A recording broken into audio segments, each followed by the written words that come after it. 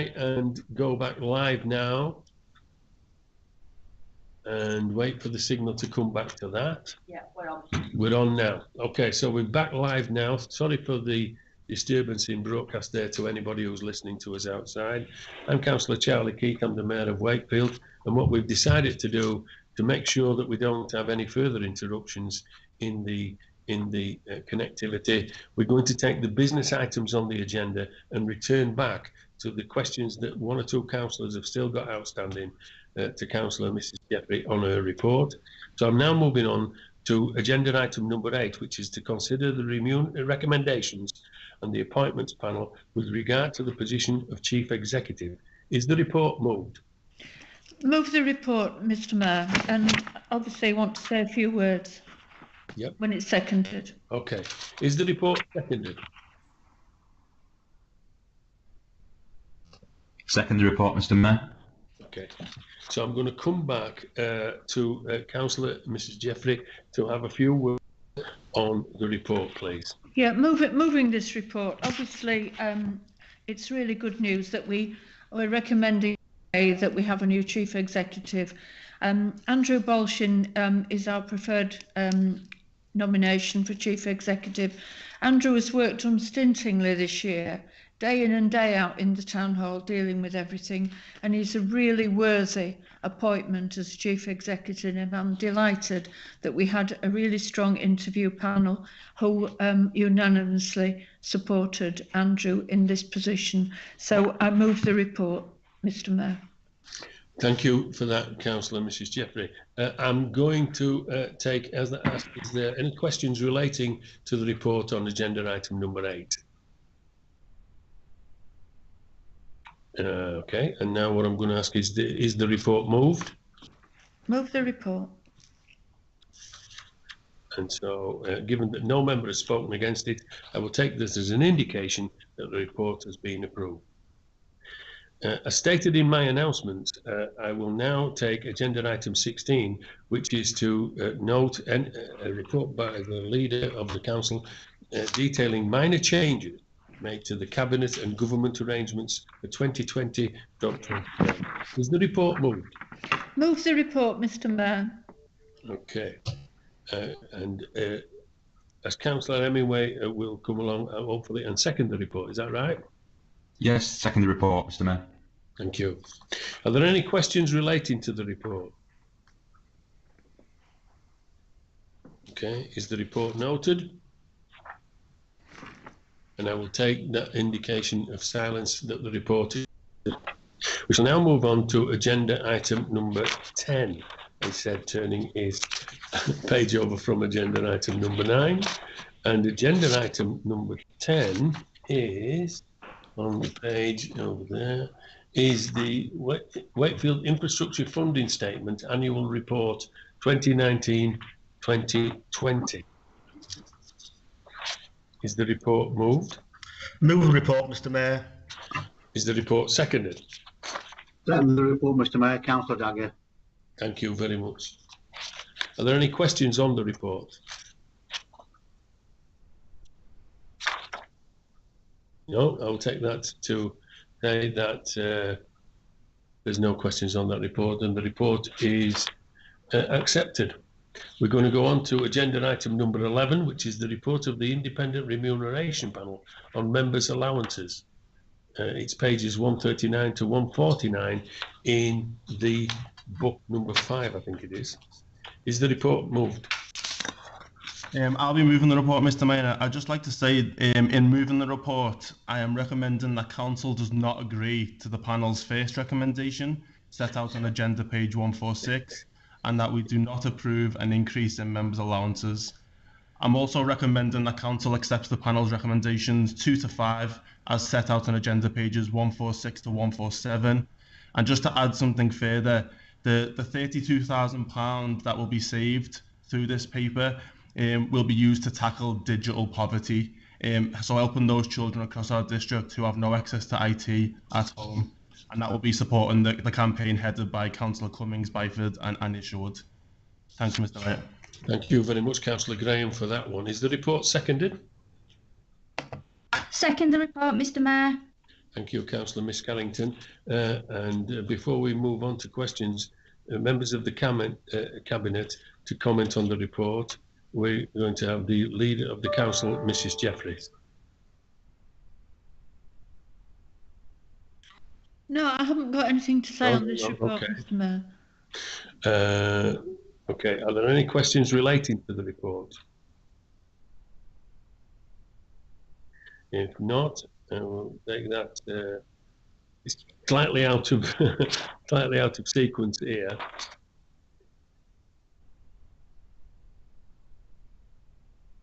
Okay. I think I've lost out on that. Sorry, I think I lost connectivity. Then it jumped on my computer.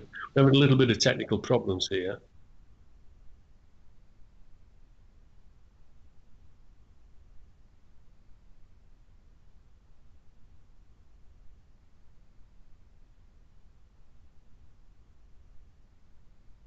If any member of Cabinet wishes to comment, please say. If not, Councillor Ahmed, comment. Okay. So there's no members of the Cabinet wish to comment on the report. So we'll now, I think Councillor Ahmed has indicated that he's got a question on this report. Thank you. Thank you, Mr. Mayor. I think we'd all agree that, as has been reported in the press, that we'd all not in favour of increasing members' allowances, considering the environment that we're currently living in. But I would like to draw attention to page 145, scope of report. And I think that the independent panel, I know you mentioned digital poverty and other things, and I think it's important that we set an example of things that we've learned from this virus about how we can, and some people might have an issue with this, but it's my personal view, and I don't, I'm going to say it anyway. So some people realise that, and that's anybody who claims this, that we have to change our working practices in line with the world that we live in. And some people are carers for elderly people, children, and also have different working practices that are not suitable to become elected councillors. And even although I don't believe people will be attracted, I personally don't believe people are attracted by the finances, because people do put in a considerable amount of hours, unsociable hours, and also it impacts on their opportunities to gain employment, and also impacts on their own lives that they deal. But I think it's important that we moving forward, that the scope of the report, we start looking at how council meetings are held in the future, not just because of coronavirus do we hold meetings remotely. But I remember, and this is not a Wakefield example, having to travel all the way as a substitute to Leeds from Sheffield during a working day with about 15-20 minutes notice to a meeting that lasted 15-20 minutes because it was a quorum, when that meeting could have been held online and I could have logged in where I was and continued with the rest of the day. So I think it's important that we look at the practice that we've gained from coronavirus, also the timings of council meetings, the way we conduct council meetings, and the way they're things within our control. And I think that I know that Councillor Jeffries has commented about the diversity of councillors across chamber and everywhere across West Yorkshire. I think it's important that there's certain things that we can do, not just about finances, but certain things that we can do working practice that hopefully will encourage a new people to be attracted into politics within that. I think I did want to raise that, and that's not in no way intended as a criticism of the independent panel or any individual member, but I think having a diverse range of ages, groups, opinions within the council chamber from all sides adds to democracy. And I think if we can do little things by changing some of our practices and working towards that, I think it would be good if Councillor Graham can confirm that if that's something that we can do to extend this scope of report in the future, to see how we could look at remote working, other ways of working, which actually we've learned from this virus, and it's not forgotten once hopefully we come out of this coronavirus pandemic stage. Councillor Graham, would you like to come back on that? Just to say, Mr. Mayor, I think every member in the Labour group agrees that we want to see as many different people from different backgrounds, from all walks of life within the council chamber. And in order to do that, we do need to be remunerated and have that pay, that allowance to match up to the time missed at work. So obviously in this year we're deciding that we will be voting against the pay allowance increase, and standing in solidarity with those public sector pay workers who are having an increase. I think it's 31,000 people across the district who won't see their pay increase. So whilst we do totally stand with people, we don't think taking a pay freeze is acceptable. But we do agree that we need to have that diversity within the chamber. And that's all I've got to say on it, Mr. Mayor. Thank you very much, Councillor Graham. I'm taking up a comment next from Councillor Lynn Whitehouse.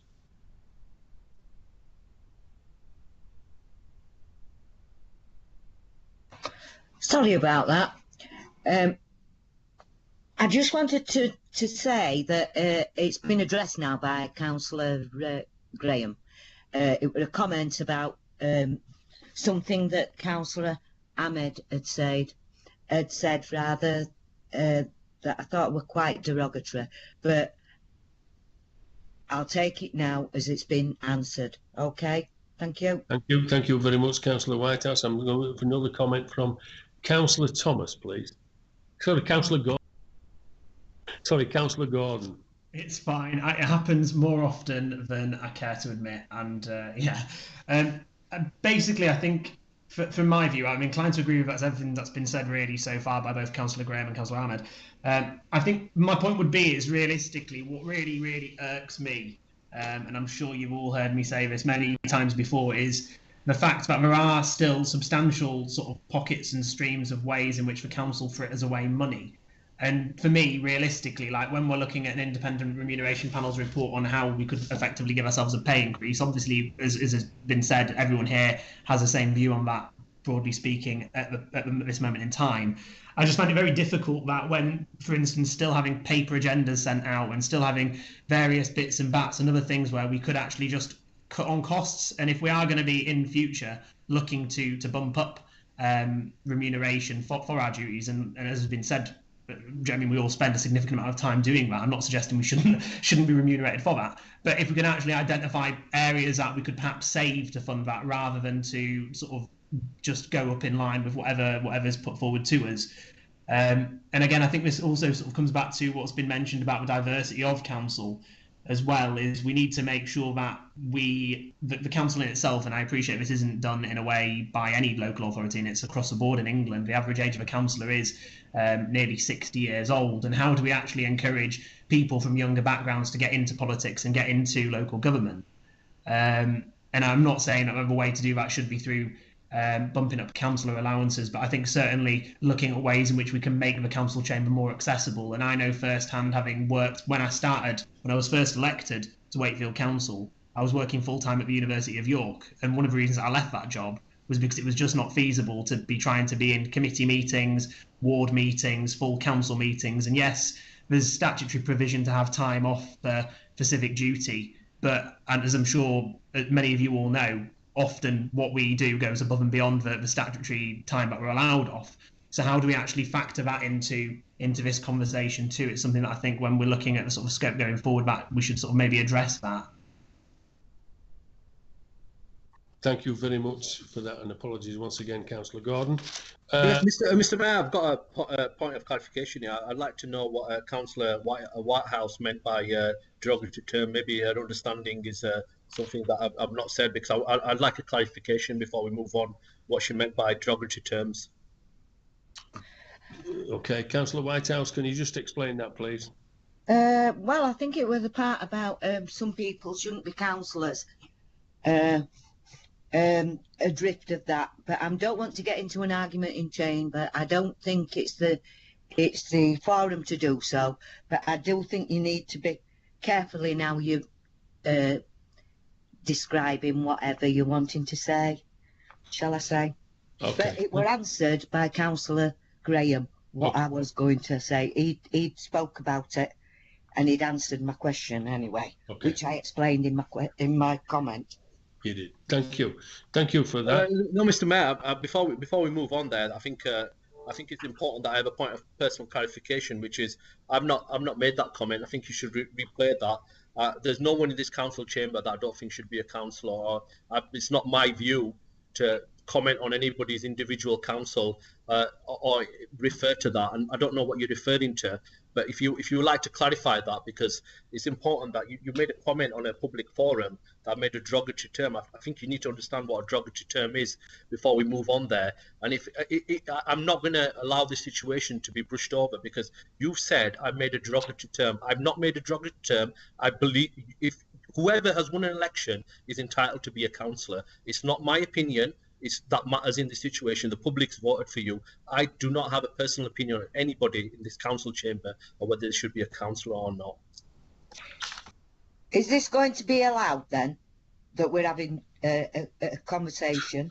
I'll speak to you in private. Okay. Can I just go on add to this one?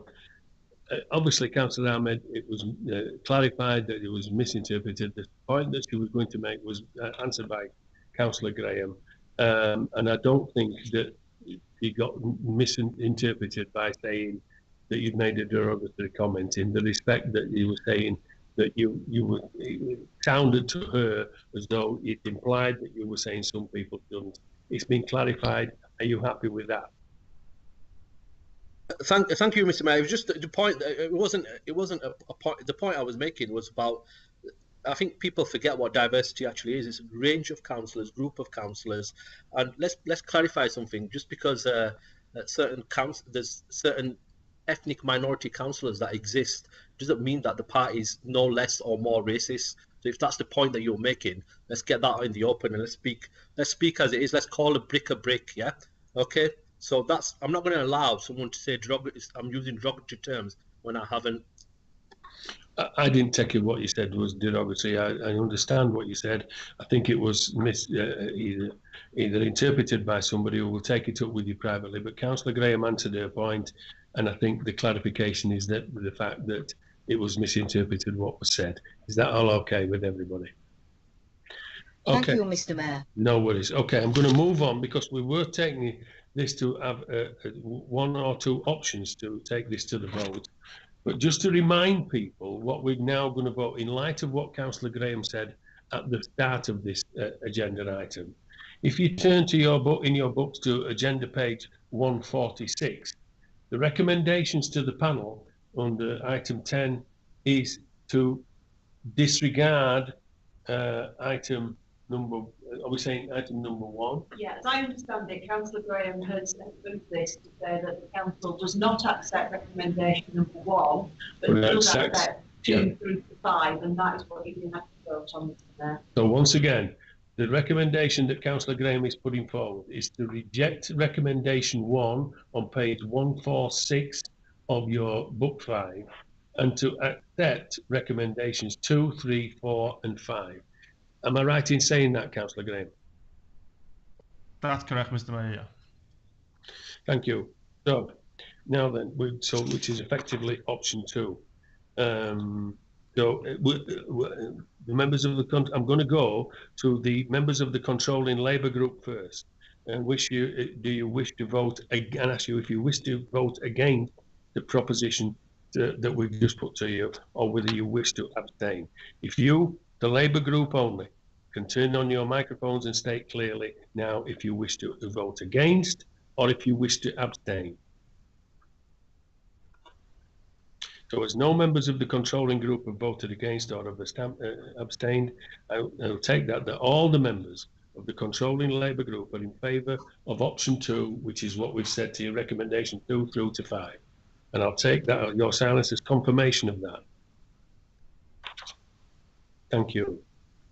We'll now move on to the Conservative group. If you wish to vote against option 2, which is on the pages of we said recommendation 2 through to 5, if you wish to vote against the option or if you wish to abstain, please turn on your microphones and state clearly now.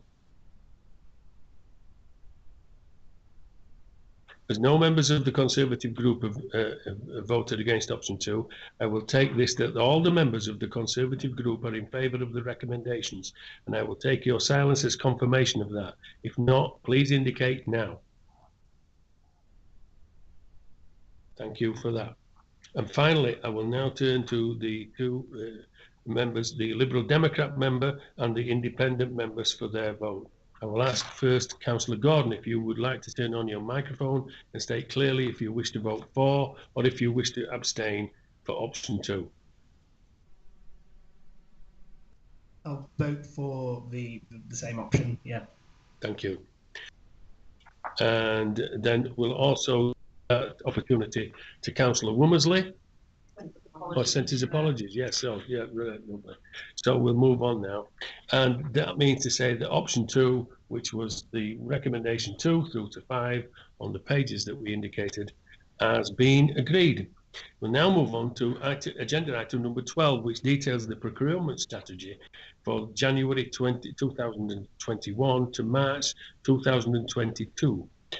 The council has asked to agree the changes to contact the procedure rules to support the strategy agreed by Cabinet. Is the report moved? Move the report, Mr. Mayor. Is the report seconded? Second the report, Mr. Mayor. Thank you, Councillors Graham and Carrington. They're in order. Are there any questions relating to the report? Okay, is the report agreed? Given that no member has spoken against, I will take that indication that the report is approved. And we shall now move on to agenda item number 13, which is to consider the licensing committee and revised governance arrangements. Is the report moved? Move the report, Mr. Mayor. Is the report seconded? Second the report, Mr. Mayor. Thank you once again to Councillors Graham and Carrington. Is the report, are there any questions relating to the report? None indicated. So is the report agreed? Given that no member has spoken, I will take that indication that the report is approved. Now move on to agenda item 14, which is to consider a review of the Standards Committee and standards arrangement. Is the report moved? Mr. Mayor, in moving the report, I just want to say that I can now advise Council that the Standards Committee Labour Group members for the remainder of the current municipal year will be Councillors Austin, Councillor Carrington, Mrs Garbett, Shaw and Spate. And I would just like to ask that Council confirm these appointments. Additionally, I'm asking Council to confirm that Councillor Mrs Garbett be appointed as the Chair of the Standards Committee. And I just want to point out that the changes, including the appointment of a councillor to chair, will allow the committee to take on decision-making responsibilities in the future, rather than it being just an advisory committee. So with that, Mr. Mayor, move the report. Okay, thank you for that, Councillor Graham. Is the report seconded? Second the report, Mr. Mayor. Seconded by Councillor Miss Carrington. Are there any questions relating to the report? Yes, Mr. Mayor. I would have thought with the experience that I'd had with the Standards Committee in my last years now, I'd have thought I'd been expected that they'd have liked to have made me chair of the Standards Committee, but never mind, there's always another year. There speaks the voice of Councillor Tully, he who has spent more time in the Standards Committee than anybody I know, and that includes the people on the chair. But having said that, Councillor Tully, thank you for your comments there. Any other comments to be made or questions relating to the report, please? Is the report agreed, which includes the appointment of the committee members and the chair by the Labour Group?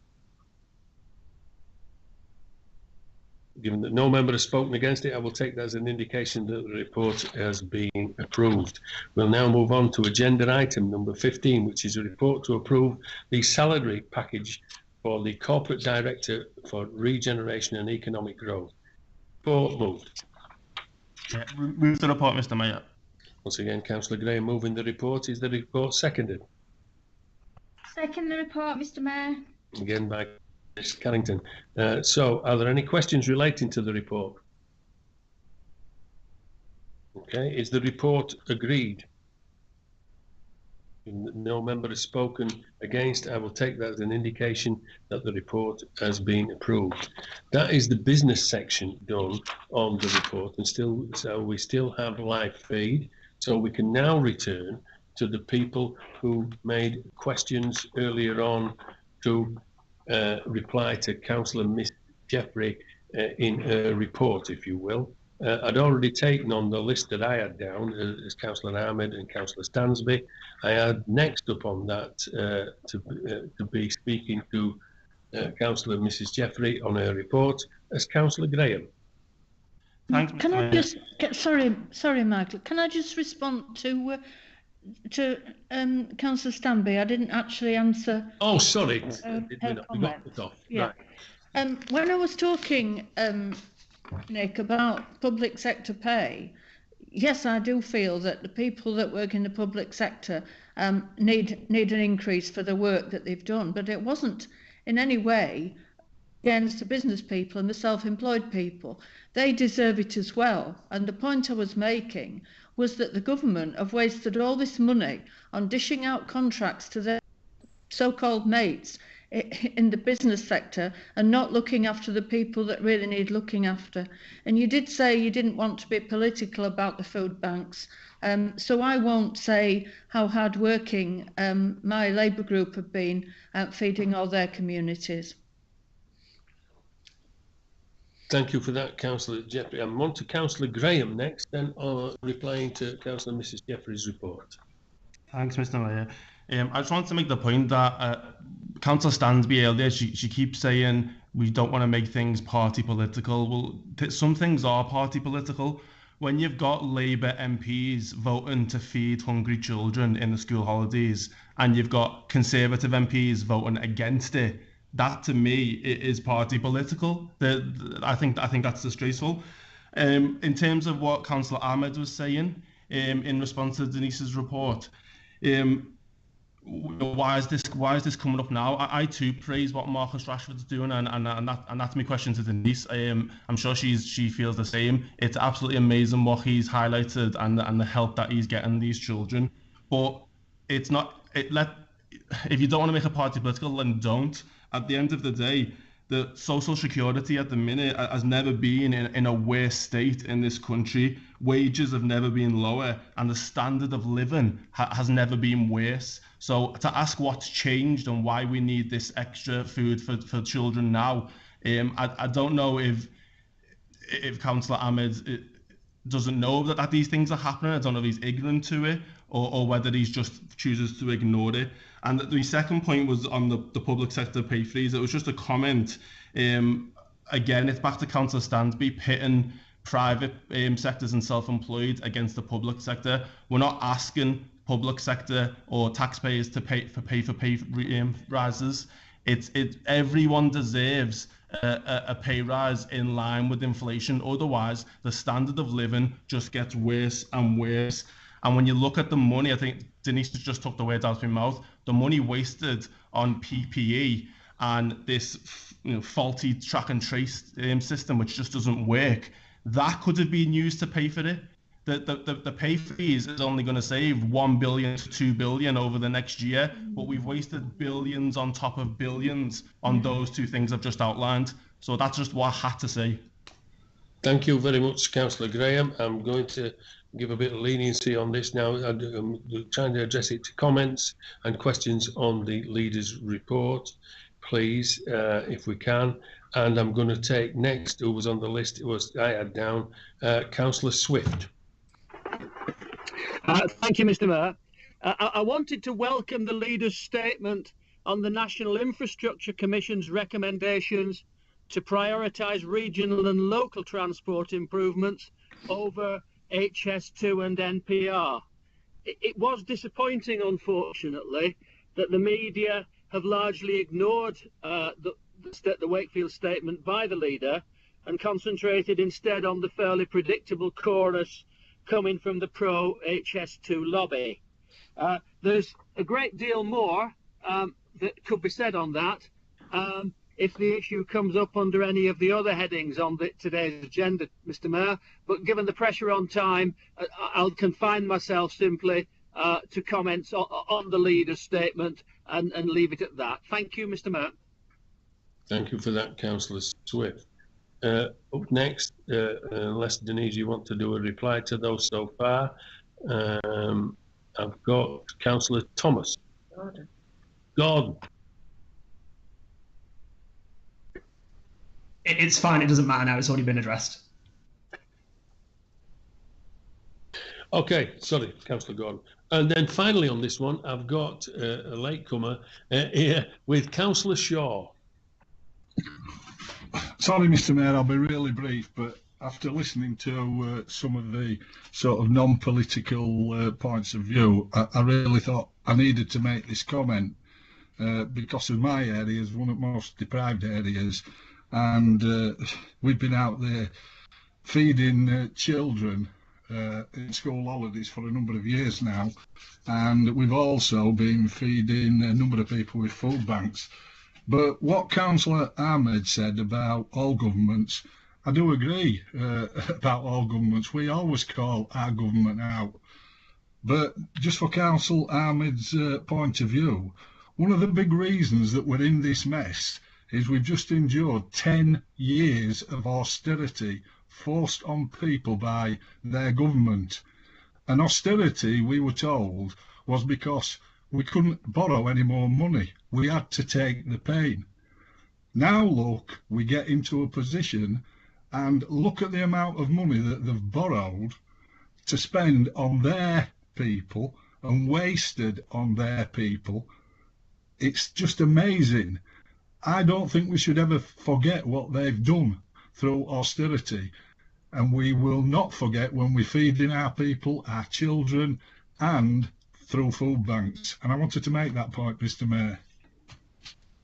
Thank you very much, Councillor Shaw. Now then, I've got one more coming in from Councillor Martin Johnson.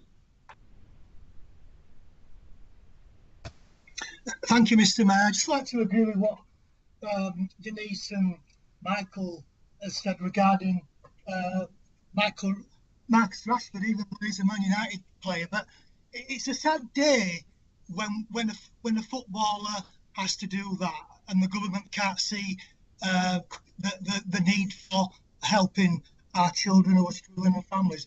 But today I read in the news that UNICEF now are starting to give help to the children in this country. It's an absolute shambles. We're the wealthiest countries in the world, and now UNICEF have to come in and help our poorest children in this country. Thank you, Mr. Mayor. Thank you for that one. You did let the Leeds United shirt show there, but having said that, Marcus Rashford done a great job, as you said there. Thank you very much. That concludes comment. I've got IT. Sorry, sound is really terrible. Yeah, that could have been that. Just that last one I did get Councillor Johnson, but a bit tinny, wasn't it? Let's hope that we're still going. I have no indications that I've lost any connectivity to anybody. But thank you for your comments on there. And what we're going to try and do is we move on to agenda item number 9 now, is to receive the cabinet member reports. What we're going to do is give you 5 minutes for the cabinet members to present their report, and a further 15 minutes in total allocated to each cabinet member to respond to any questions or brief comments on the issues of their respective portfolios.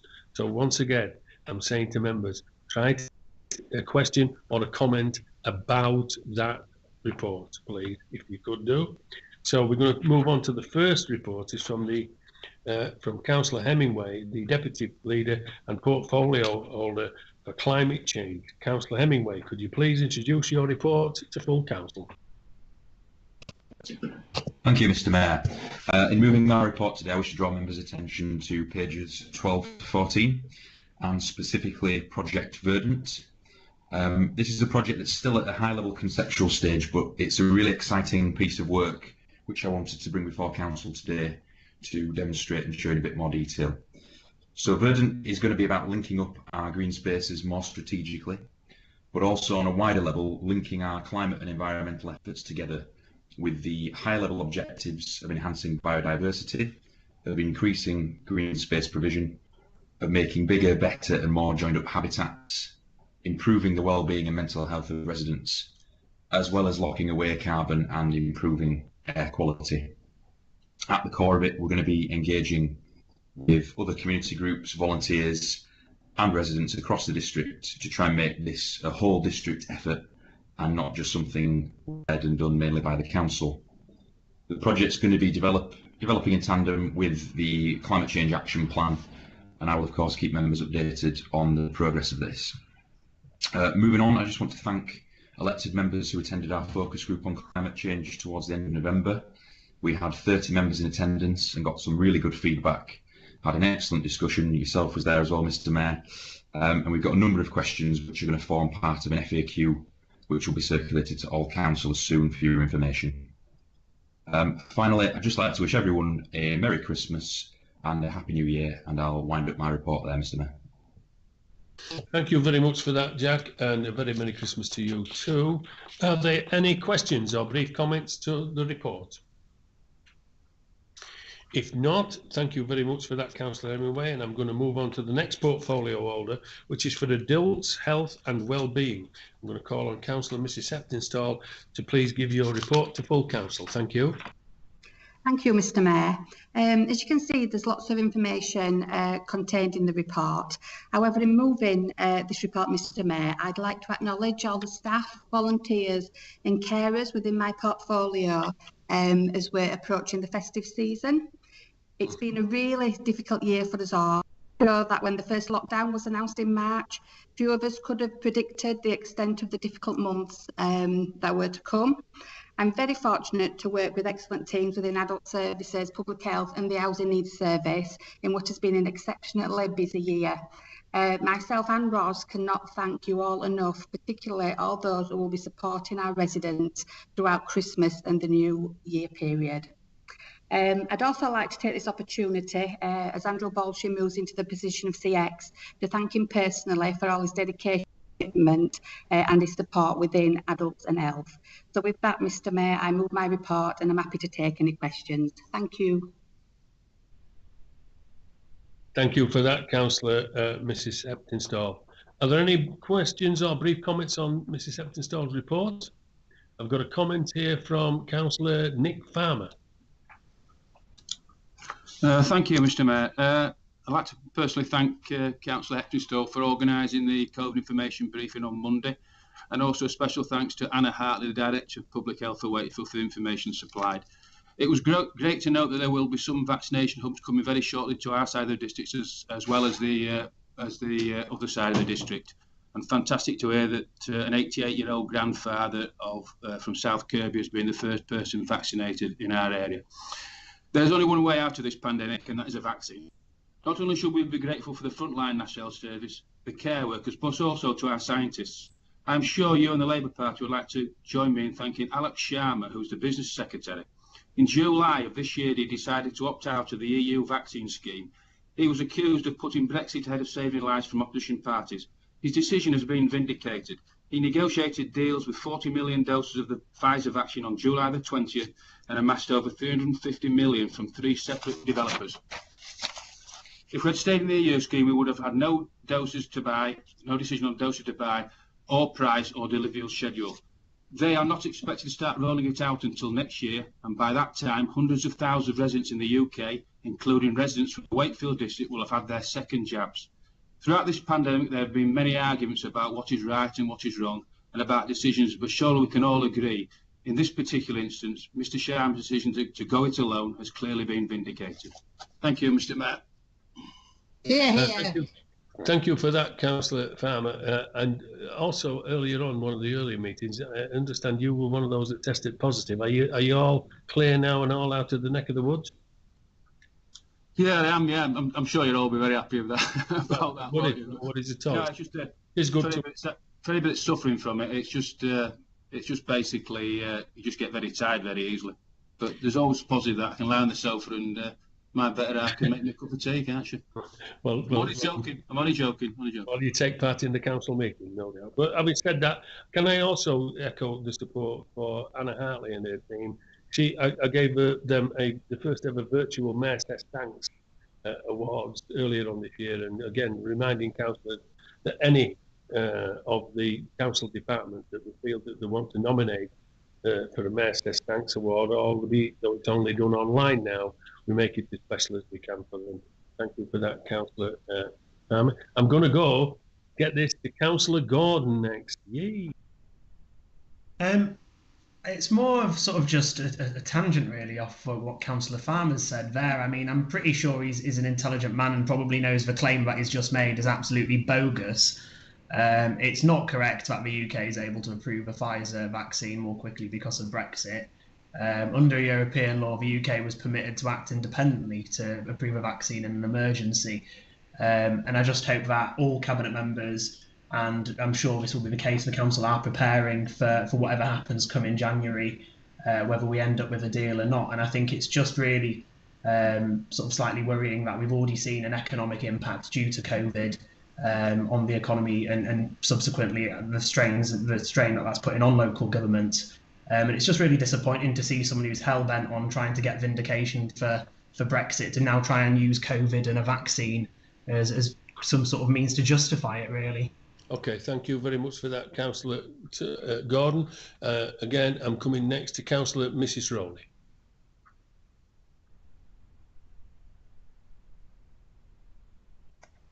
Thank you, Mr. Mayor. I tried to make a comment earlier and you didn't call me, so can I just say first of all that I think we should be grateful to the Turkish and German scientists and the production team in Belgium that is producing this vaccination and that sort of it's now being spread across Europe. It's fantastic that we are a one world and hopefully we'll share the remedy to this awful virus.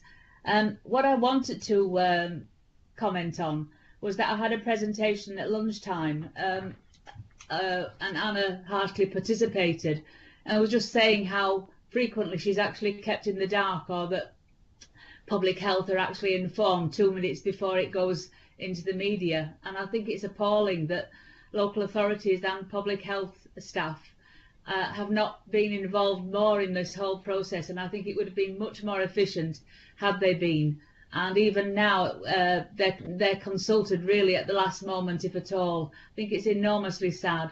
My other question really was that whilst we're totally taken up with all this virus situation, which I suspect will go on into next year, what we're actually finding is that some of the homes are possibly going to the wall because they're not getting replacement residents. And also there's still the whole issue of funding, and I just wonder, are we in our third year of waiting for the green paper from this government on how old people are going to be looked after in the future? Thank you.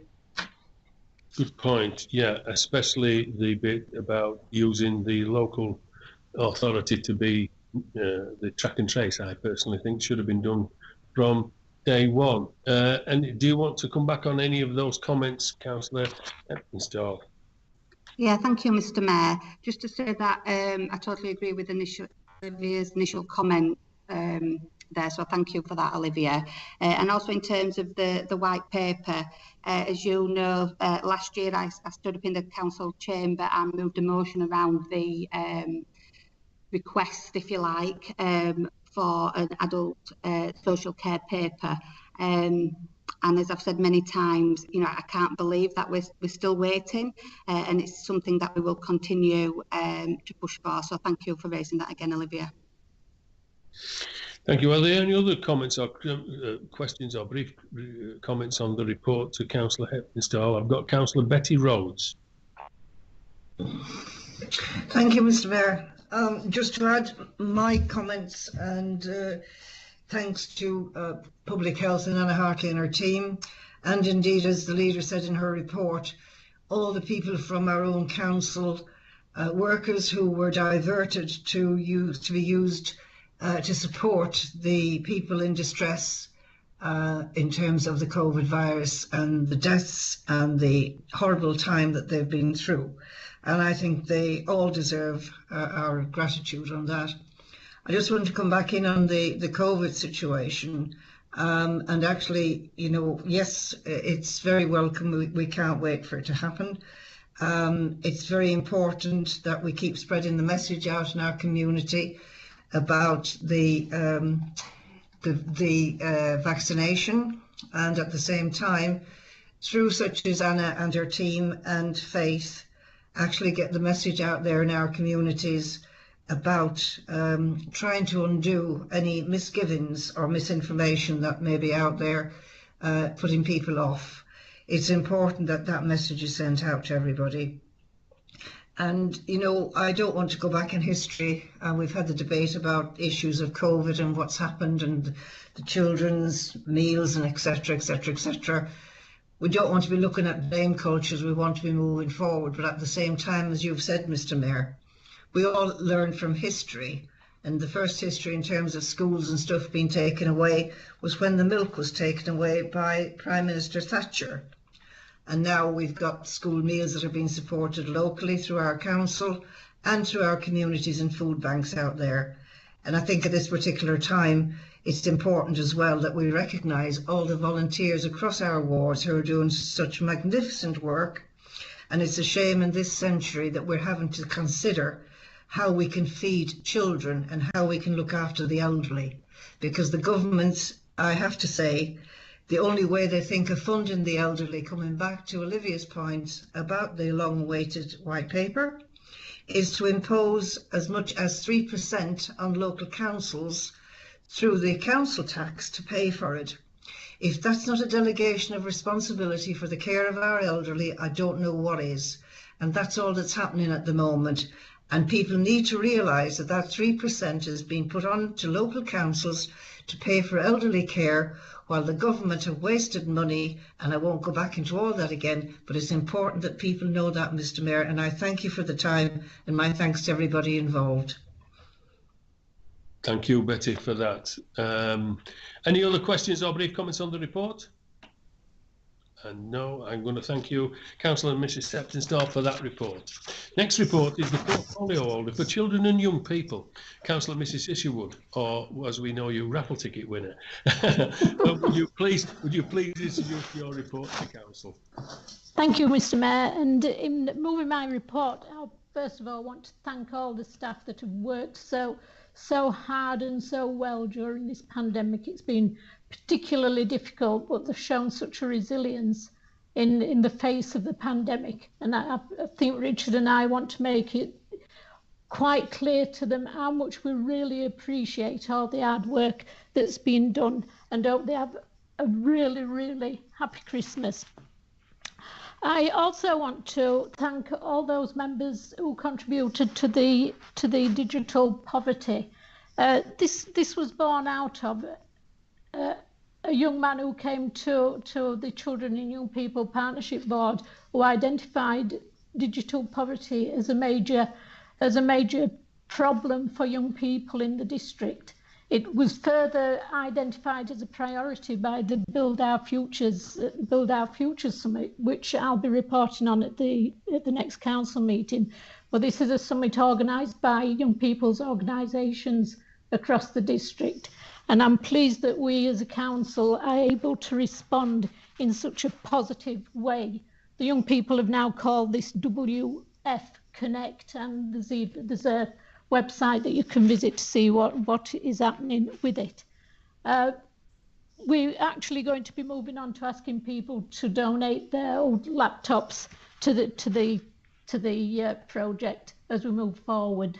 And with that, Mr. Mayor, I'd like to move my report. Thank you. Thank you for that, Councillor Mrs Isherwood. Are there any questions or brief comments on the report? Yeah, I've got Councillor Michael Graham. Yeah, really quickly, I just want to say thanks to Margaret for that update on the IT poverty campaign. I think what's absolutely amazing about it is it's young people coming to us, and it seems like we're really listening to what they have to say. And I know we always say, oh, young people are the future and we need to take their opinions into account. But very often you don't actually feel that happens. And I think in this situation, we have listened to them. They're leading on the campaign, they're naming it. And I hope it really does have the impact that we think it will. So thank you, Margaret, and her team. Thank you, Michael. Yeah, thank you for that, Councillor Graham. I've got Councillor Nick Dansby. Oh, sorry, I wasn't expecting that because David Jones was before me. Thank you for that. Okay, so I'll put you on first because I looked up and I saw yours first. Thanks, you. Mr. Mayor. Yeah, I was just wondering because right at the start of the lockdown back in March and April, I contacted all my schools to see if they needed laptops, because I'd had quite a few donated, and they said they'd all got government funding for laptops and tablets and that for distance learning. Now they're all academies, so I wasn't sure if that was something specific to academies or whether it was local authority schools as well. So I mean, I agreed to the funding for the tablets and that because children need them, and I'm happy to do that. But yeah, it was just a question rather than a comment. I typed the wrong letter. Sorry. Yeah, well, at the beginning, Nick, the government did supply. We actually got 387 supplied across the district to whichever school it was. It didn't matter if it was academy or LA, but at this moment in time that isn't happening again. So there are children out there that are feeling that disconnect because they don't have the ability. I mean, it's not simply laptops, it's just the dongles, even just to be able to get onto the internet to do the work. So yeah, the government did supply them in the first one. I think there's a reduced number that they're supplying this time, but I think from what children are saying to us, there's a definite need out there, and thank you for supporting it. Oh, you're welcome, because like you mentioned, there's the dongle issue as well. It's it's supplying the hardware's sort of more straightforward, isn't it? But yeah, it's the connectivity that can be quite difficult sometimes. Yeah. Thank you. Thanks. Thank you. Okay, I'm coming back now, and apologies to Councillor David Jones. Your question or comment? Thanks, Mr. Mayor. I think most of my thunder's been stolen, actually, but I think really is just to reiterate the fact that there was a shortfall in the number of computers that were promised to schools and actually didn't come about. So obviously the shortfall is going to hopefully be made up from the council and the contributions.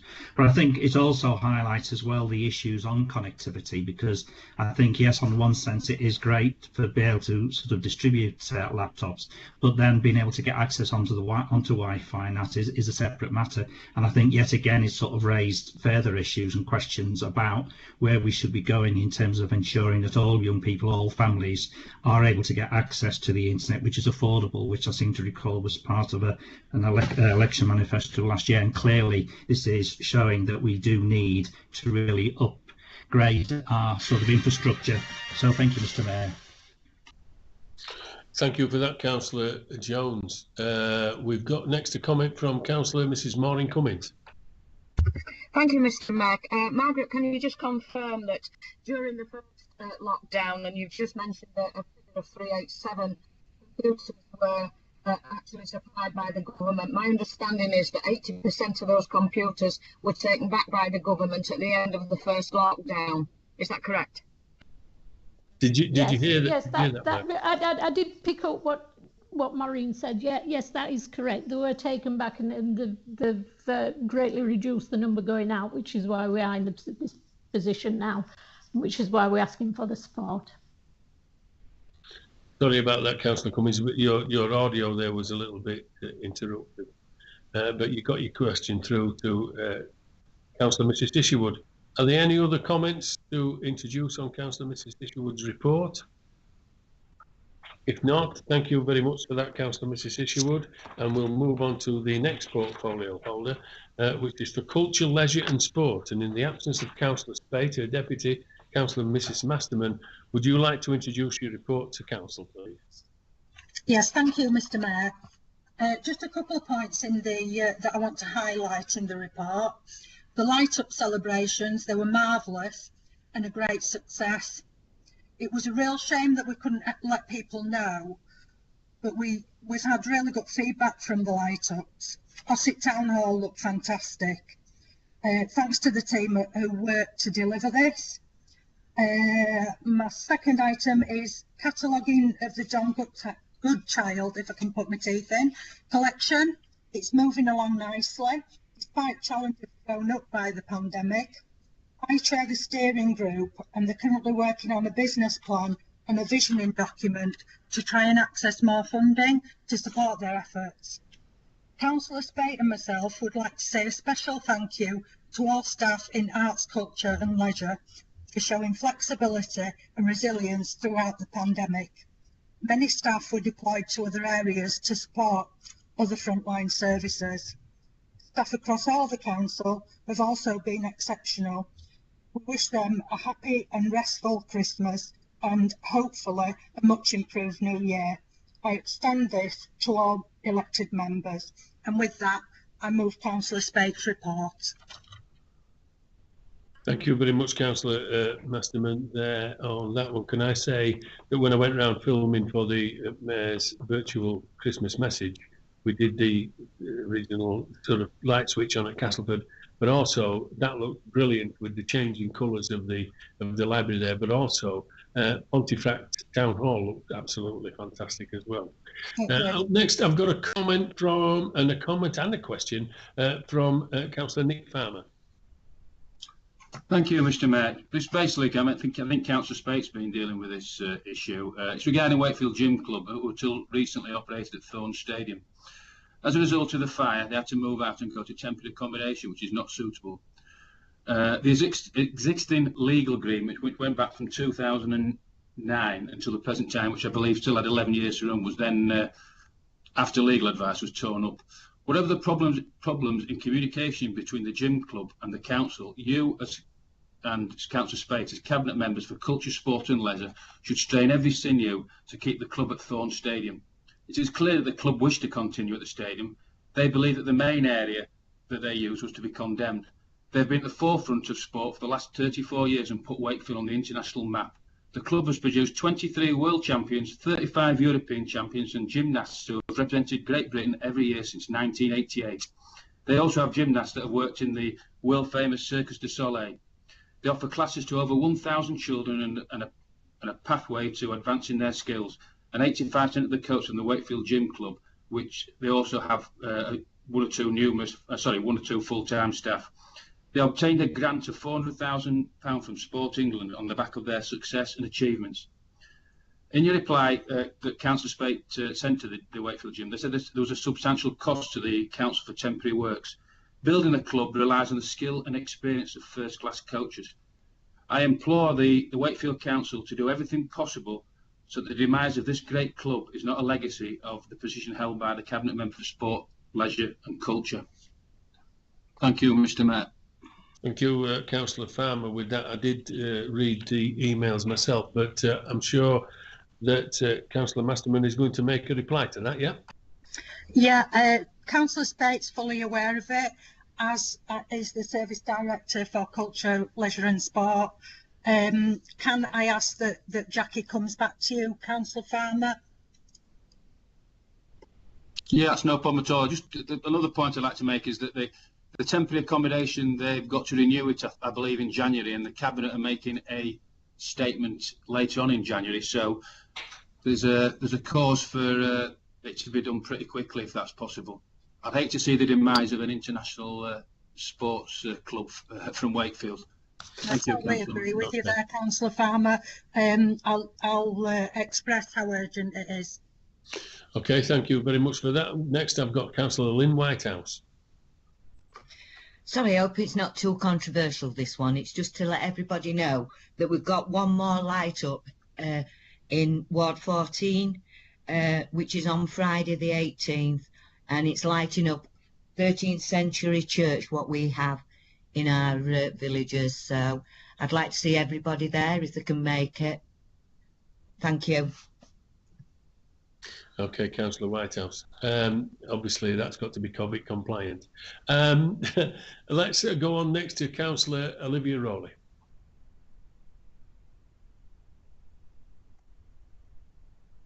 No, Chair, it was really just a comment. I mean, all of us have received letters from the gym club, and I thought that Councillor Spate's response was very, very wide and had obviously indicated there'd been a lot of negotiation, and that the space, unfortunately, now is very limited and far less than the gym club would require. I think that she indicated to them that if and when we get a new building in that site, that they will be accommodated, and in the meantime they're in the accommodation they are. So although we can all sympathise with them and realise what a fantastic experience and background they've had, I just don't see how it can be resolved. Well, let's hope that it can be, because I, like you, read the emails and came to a similar, arrived at a similar point. Up next, I've got Councillor Michael Graham. Just want to make a comment on Thorns Park Stadium in general. Obviously, we all know there's a consultation out at the minute about the future of Thorns Park Stadium in terms of what it will look like and a new building, hopefully. And it was just to make it clear that all groups that use the stadium have been contacted by the council, are being consulted, and have actually had special meetings set up that they are able to attend, and the thoughts and everything they've got to say will be fully taken into account, but no decision has been made in that finer detail in terms of what's going to be in the stadium for the future. It's all still in consultation. Just want to make that clear. Thank you very much, Councillor Graham, for that. Are there any other comments that you wish to make to Councillor Mrs Masterman, deputising for Councillor Mrs Spate? If not, thank you for that, Councillor Masterman. Moving on to the sorry, did somebody else wanted to speak? Yeah, sorry. Thanks, Mr Mayor. I wondered, could we have a copy of the response from Councillor Spate, please? I don't think I've got one. The one I saw was on an email probably about a week ago, but I don't know. Yeah, well, obviously, Councillor Masterman, if you could take on board that and yeah, I'll ask Councillor Spate to forward that to Councillor Stansberry. That's lovely. Thank you. No worries. Any more comments on that portfolio holder to Mrs Masterman? If not, I'm moving forward to the portfolio holder for Environment, Communities and Poverty.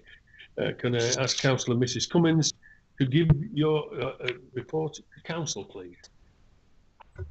Thank you, Mr Mayor. I hope you can hear me and I'm not breaking up too much. Yes, in moving my report, can I draw members' attention to agenda page 39, the Street Support app.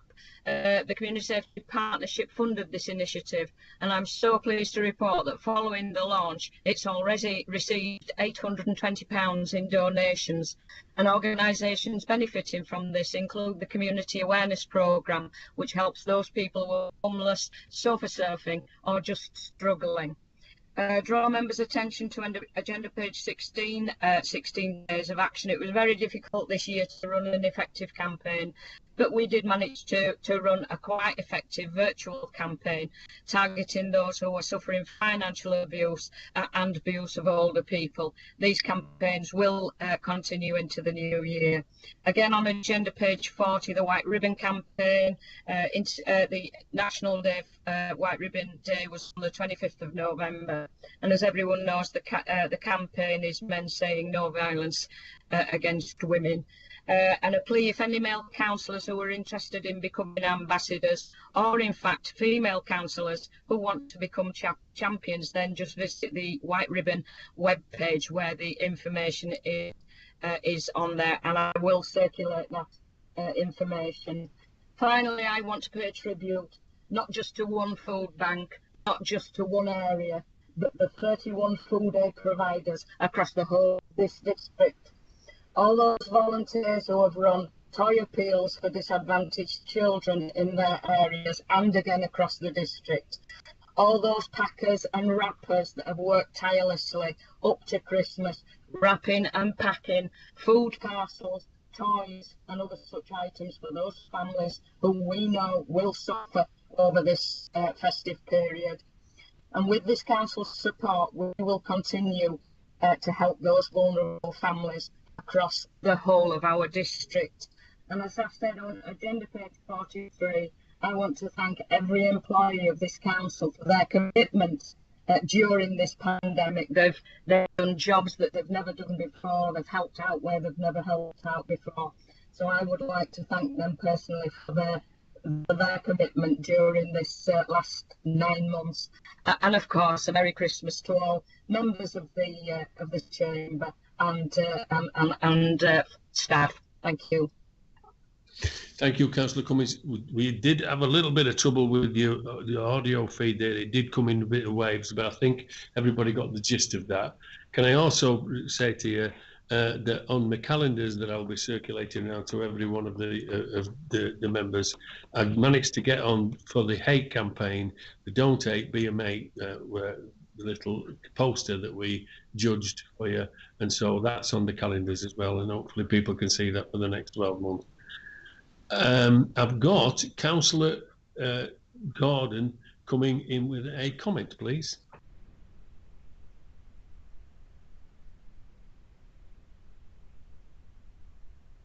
I did have Councillor Gordon up on my thing. Have I got any feed? Am I talking to myself here? What? Does anybody hear me? I've lost feed here, I think. Yes, Mayor. I can hear you. That's it. Thank you very much for that. But I have Councillor Gordon up with a comment on the screen here. Councillor Gordon, are you in touch with us? If not, I'm going to ask for any other comments to Councillor Mrs. Cummins' report, please. And if I can take another one and then come back to Councillor Gordon, I'll have a look at that. If not, Councillor Gordon, I'm going to get back to you with a comment and we will take that as we move on. Charlie, excuse me, my computer won't allow me to make a comment, but I'd like to make one. Tish, you can always make a comment with me. Look, thank you very much. Thank you very much. I mean, we've had such dreadful times, we're all living through dreadful times, some more than others, I suppose, during this COVID situation, but I find it's absolutely amazing how people have actually come together. So out of the adversity, we're getting, people that are working together like they've never worked together before. And I don't care whether they're Labour, Tories, Liberals or whatever they are. I think that people should be really, really congratulated how they've handled it and how they've looked after their individual wards. I'm not making no political comments like Nick did. I'm not making them. What I'm saying is that only today, we've just finished now, in Featherstone, we've run parcels for children, sandwiches packed up, organised by Maureen Tennant-King, who's unfortunately not here today, I don't think. I can't see her face on there anyway, but that's been one of the teams delivering them round to people that are vulnerable. Sad cases when you're knocking on the door and leaving them on the doorsteps. And just today, organised by Featherstone Town Council, we've now delivered every single junior and infant school child in Featherstone, which is 1,500 and some. So every one of those children are going to get something for this Christmas. And then tomorrow we're going to go up to Star House, which is people are aware of some of the most severely disabled children we've got within the district, not just our ward. So we're going to go up tomorrow with 36 selection boxes for those children. And we keep bleating on about the COVID. It's serious, but I think what everybody should be complimenting each other about is the way we've all come together and looked after our own people, because they're our people. They're not the government's people, they're our people, and we looking after them. Thank you, Mr. Mayor. Thank you for that, Councillor Isherwood. There, I understand that I've got Councillor Gordon back online now. Hi, yeah, sorry about that. My laptop just decided to have a moment there. It happens. You should see where we are broadcasting to you. We're the one that lost out. Councillor Gordon. No, basically, it was something that started off as a ward issue, and it's sort of got a little bit bigger than that, really. And I was wondering, I've got an email to forward across to Maureen. I only got the reply back from Gary Blenkinsop last night. And it's basically about what the council can do, or what we can do to basically make sure that when we have local residents who've set up businesses who are adding value to our areas, who are contributing, paying the rates, and in helping sort of local economies thrive, what can we do to stop those people being undercut? So the issue is that we've ended up with a chap who's basically turned up and started trading on the side of a footpath near in the centre of town, really. And it just sort of raised a fair bit of questions around that, and I've sort of passed it along to highways, planning, enforcement, licensing, and legal. And what the answer basically seems to come back to, there doesn't seem to be any power available to the council to prevent trading in locations like that. So I didn't know if there was anything more that we might be able to do to make sure that when we have residents who've invested in our local areas, who are trying to work hard and sort of playing by the rules, what we can do to stop those people being sort of, particularly in the middle of a global pandemic, what we can do to support those businesses and make sure that they're not undercut by people who just turn up who aren't making that same contribution to the local area. Yeah, and I don't have the operational overheads either. Councillor Cummins, do you want to answer that? Yeah, I have been made aware of it, Tom. I'm looking at it now.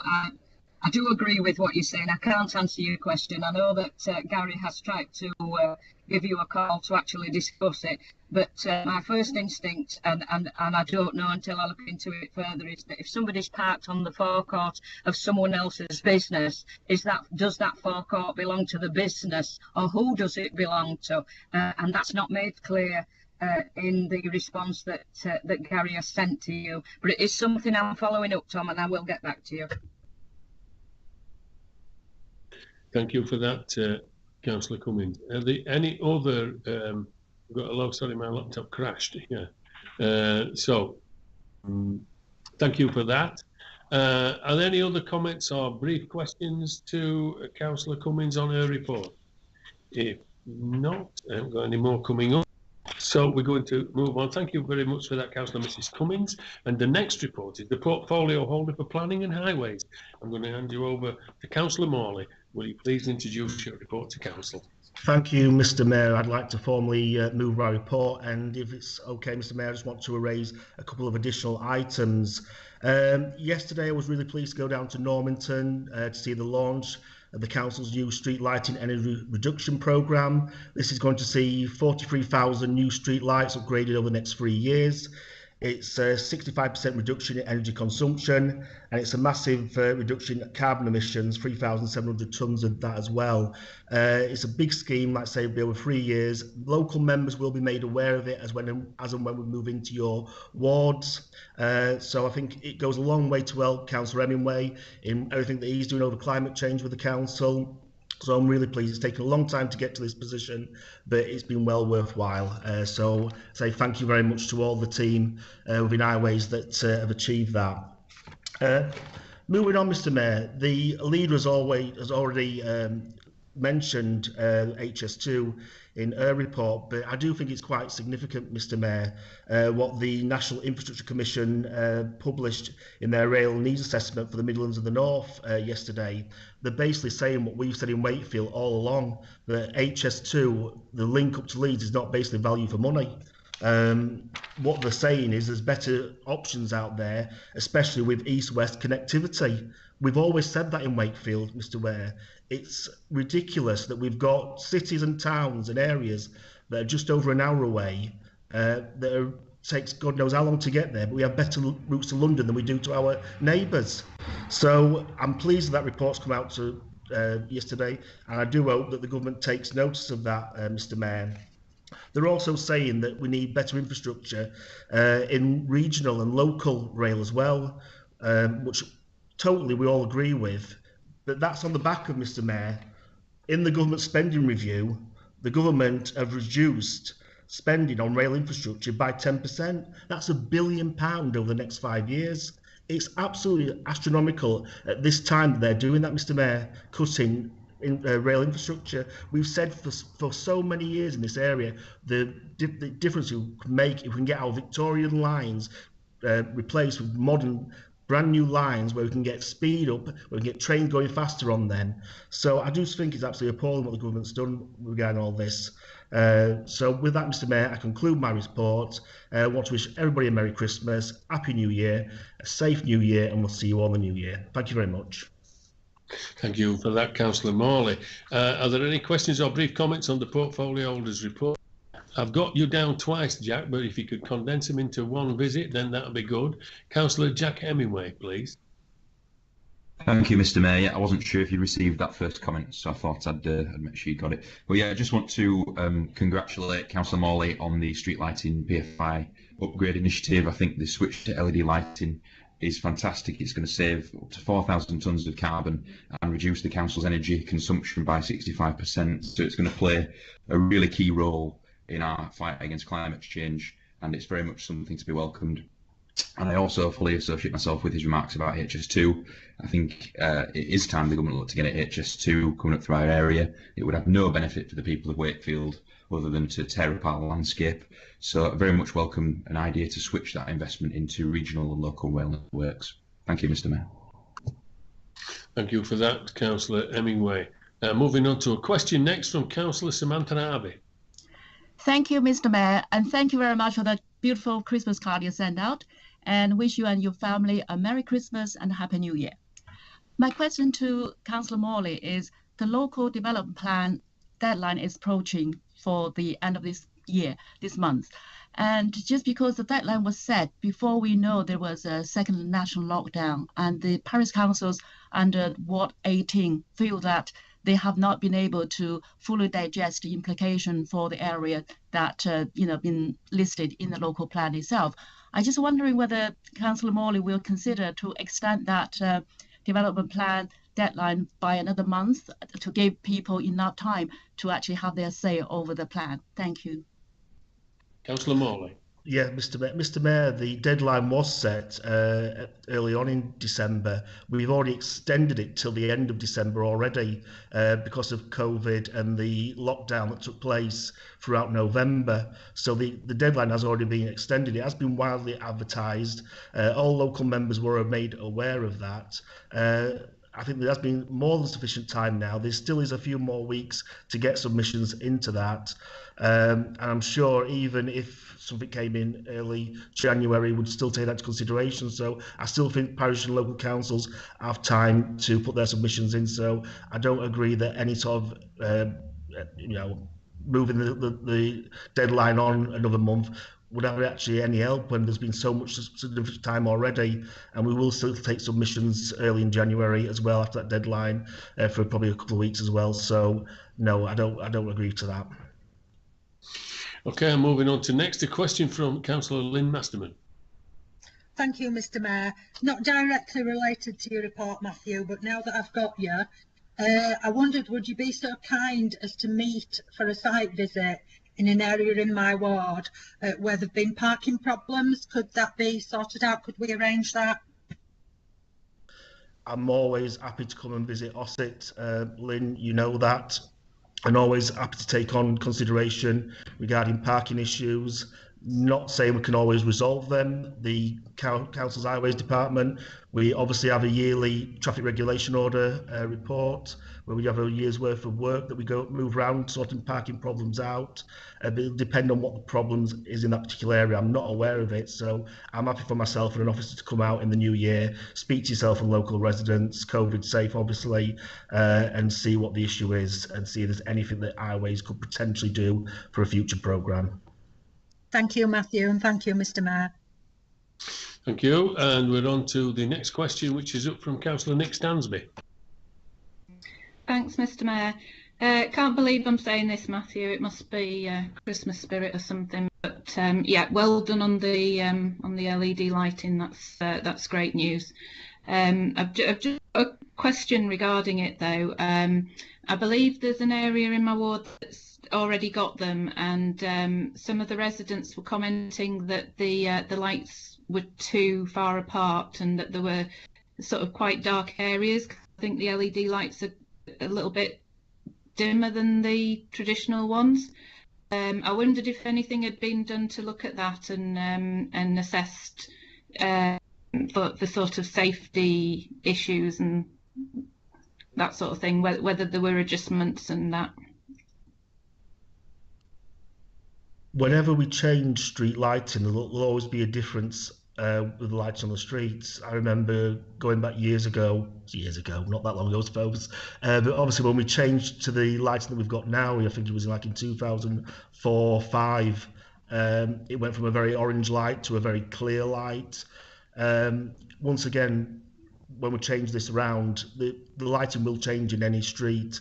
The main thing is that we're always making sure that the highway and the pavements are illuminated to the best we can do. So I'm not aware of any rollout in your ward as yet or any trial area, but I'll certainly take that issue up with the highways team. Thank you, Nick. Okay, thank you. Any more comments, questions? I've got Councillor Mrs. Angela Taylor, please.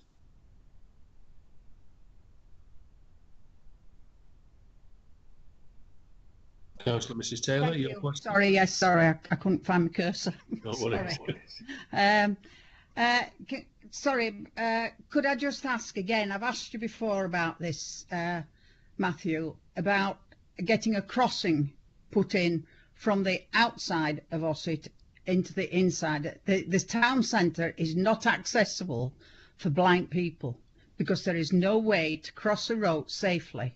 And with all the electric cars there are now, which make no noise at all, one of my residents only just missed being knocked over the other day.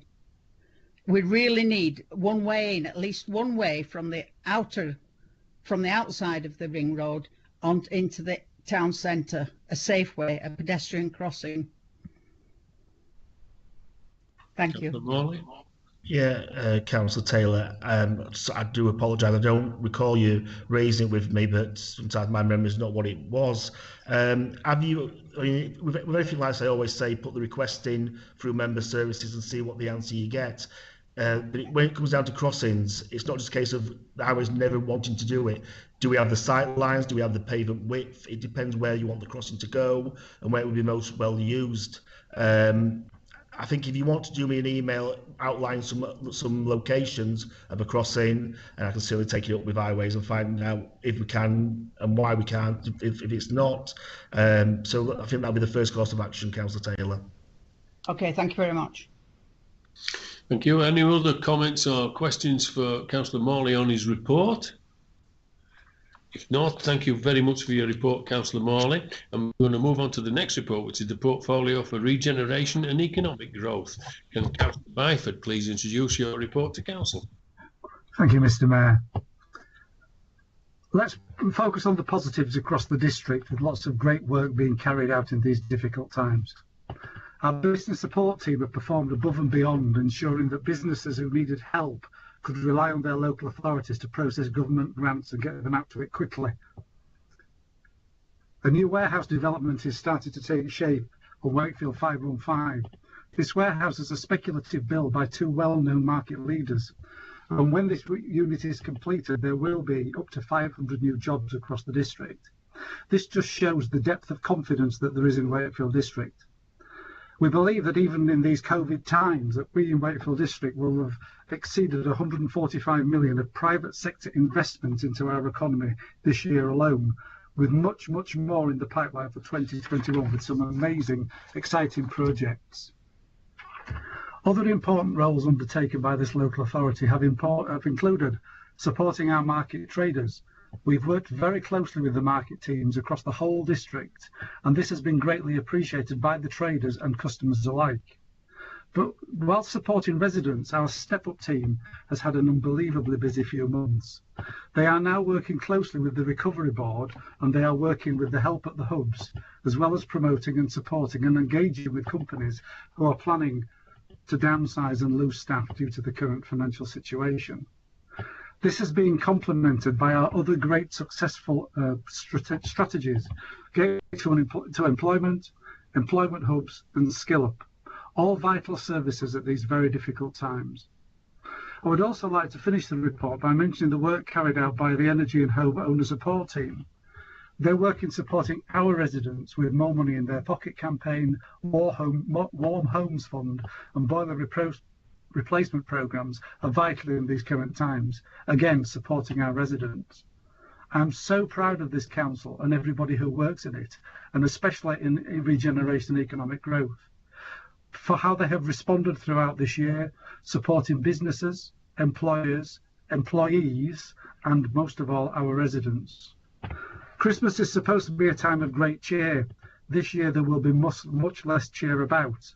but let's hope that 2021 will be a much better year, with this council helping shape our economic futures. With that, Mr. Mayor, I wish everybody a happy Christmas, and I move my reports. Thank you for that, Councillor Byford. Are there any questions or brief comments on the report? I do have a question here from Councillor Samantha. Thank you, Mr. Mayor. Councillor Byford, it is great to see that Panattoni, an international renowned developer, has invested in our district with the construction of Warehouse 515. However, what does this council see in future for economic development and regeneration in terms of digital technology and also green economy, as opposed to encroaching our land with concrete forest of warehouses due to the position of our city, because our city position sell itself?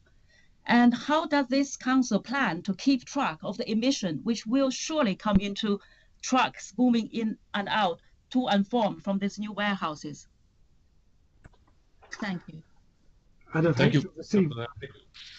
I would have hated to have received a question from Councillor Harvey if we hadn't have been seen to improving the job prospects across the district and bringing in more business investment and making this a place that businesses across the country want to come and invest because of our strategic location, because of our workforce, and because of the fact that this council wants to work with businesses. I take on board fully what you say about the issues that you've raised, but thank you for bringing those to my attention. But it would have been nice for you to have said, well done for your teams bringing some new jobs to the district. I will get back to you. Thank you for that, Councillor Byford. On to next, to comment from Councillor Lynn Masterman. Thank you, Mr. Mayor. Yes, Councillor Byford, I just want to pass on for the team that deals with the business grants, how well that they've done. I had a resident and business owner contact me and pass on really brilliant feedback about one of the team, and I've passed that on to the service director. So I just want to say thanks, they're doing a marvellous job. Thank you very much indeed for that, Councillor Masterman. Thank you. I've got up next Councillor Betty Rhodes. Thank you, Mr. Mayor. I've put two comments down, and the first one is obviously to congratulate Darren and his team for the new investment in terms of the opportunity for up to 500 full-time jobs that's going to be generated in the district and the benefits to the local economy. The team, as small as they are, do magnificent work in attracting business across the area, and pass on our thanks for that, Darren. The second comment I have to make is on page 61, the Step Up programme. In the first paragraph here, it actually mentions the DWP have welcomed the introduction of the older workers programme, and obviously been sending people to refer customers as well.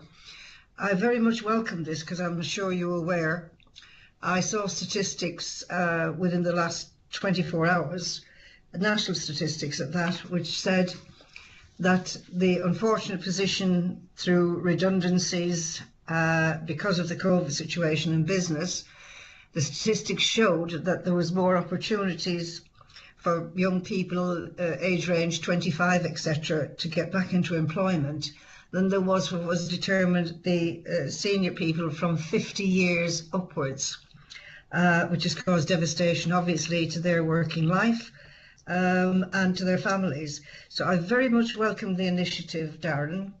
And the question I'd like to put on that in welcoming it is the DWP are one reference point, and obviously the first reference point.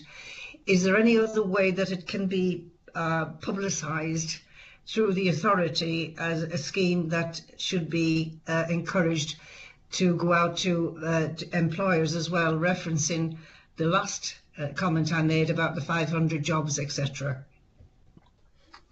Thank you very much indeed for that. I will reflect on what you said there with relation to try and getting that much more publicised and wider throughout the council. Thank you.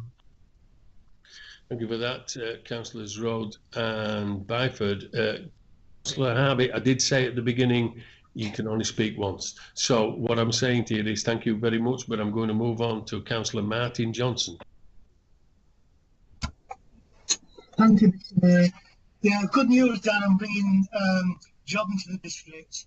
But one question which concerns me, and I'm just wondering what we've been doing, or what else we can do.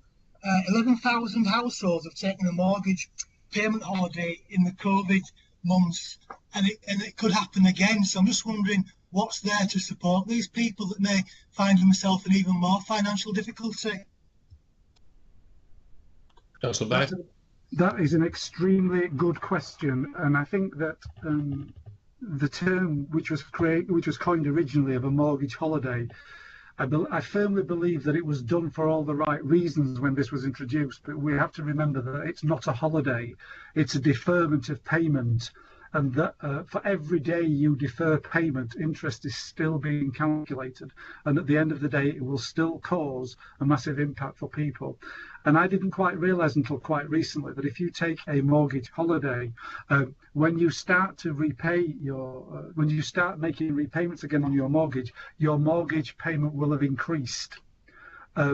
In relation to what we can do to help, all I can suggest that we do at this moment in time is that we publicise strongly our mortgage breathing space programme, which I will circulate to councillors in due course.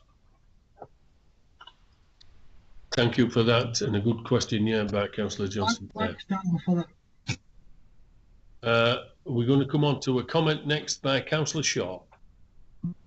Thanks, Mr. Mayor. Darren, reading this report, I think you started off by saying something about positivity. I think it's an excellent report.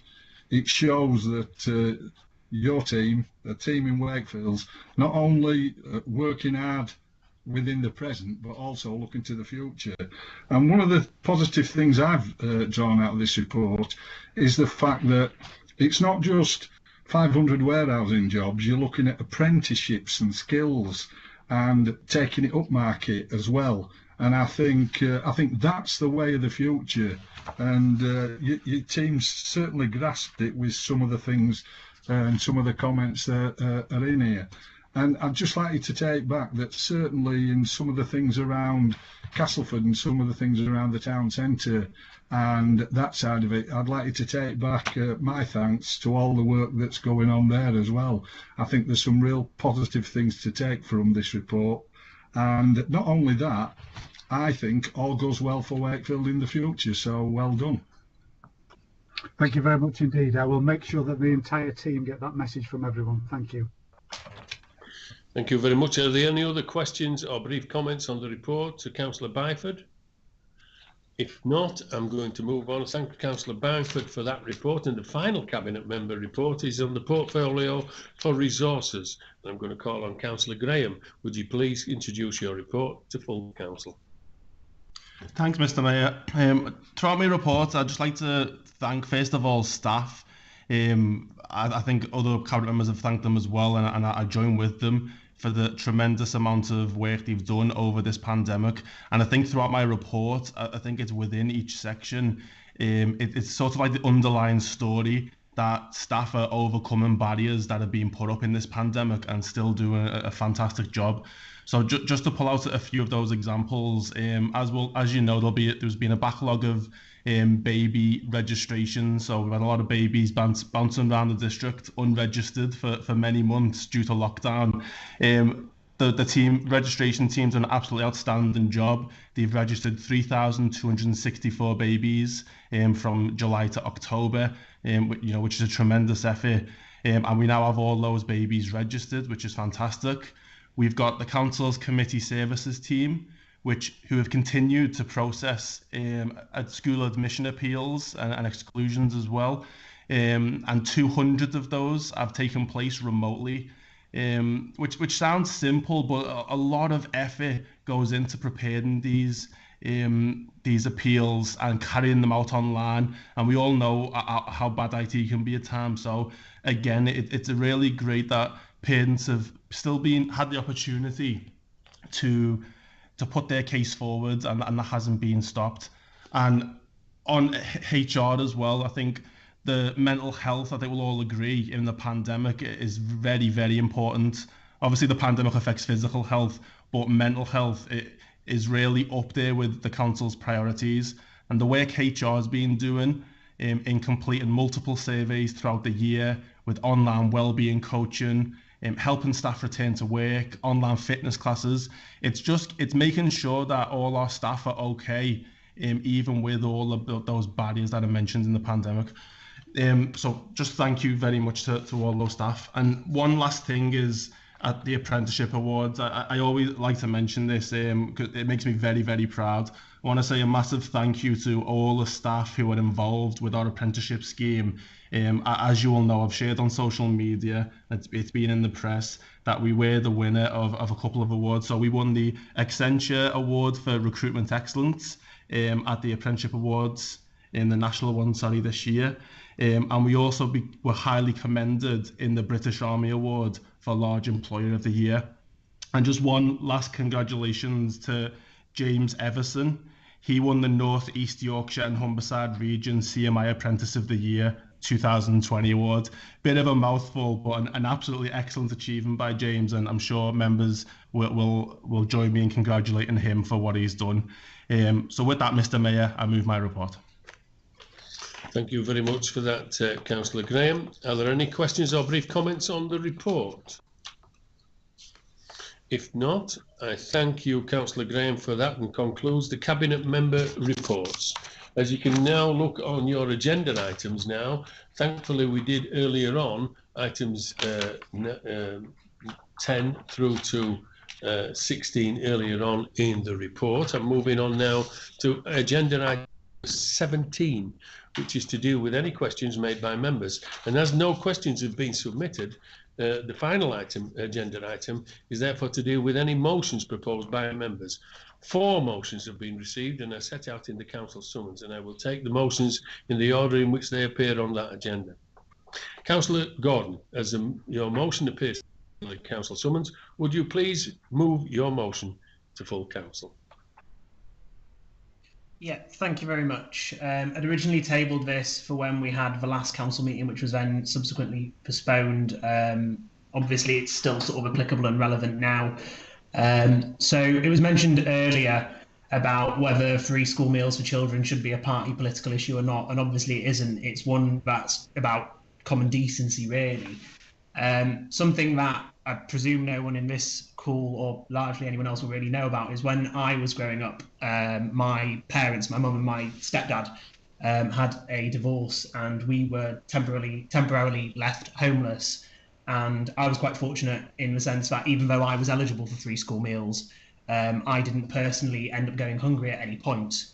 But that's not the case for other people out there.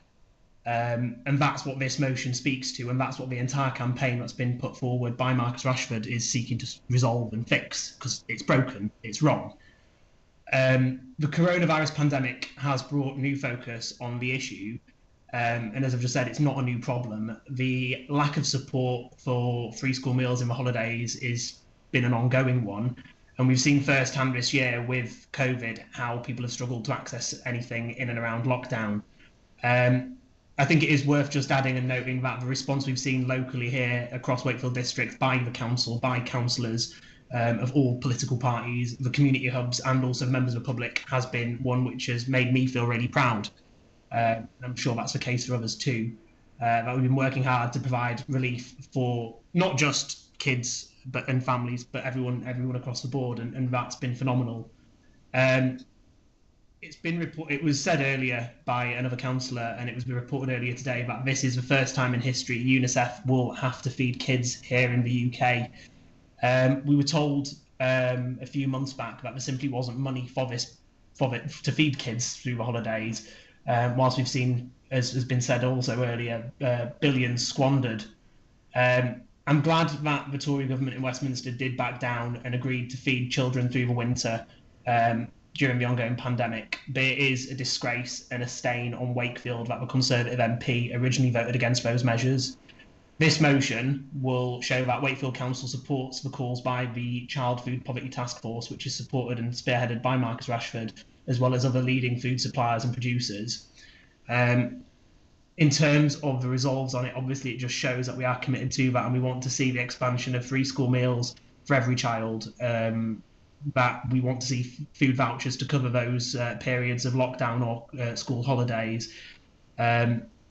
I think really, in summary, it is just an absolute travesty for any child to go hungry on any day of the year. And I think that as a council, this is something we should all be able to agree on. And with that in mind, I'm more than happy to accept the amendment that's been put forward by the Labour Party. And as ever, I'm more than happy to work with colleagues where there is common interest. And I really hope that this is something that everyone can get behind as a motion. Thank you. Thank you for that, Councillor Gordon. I'm just making sure that we've got live feed to outside. I've just received something in the... Are we all okay? Yeah.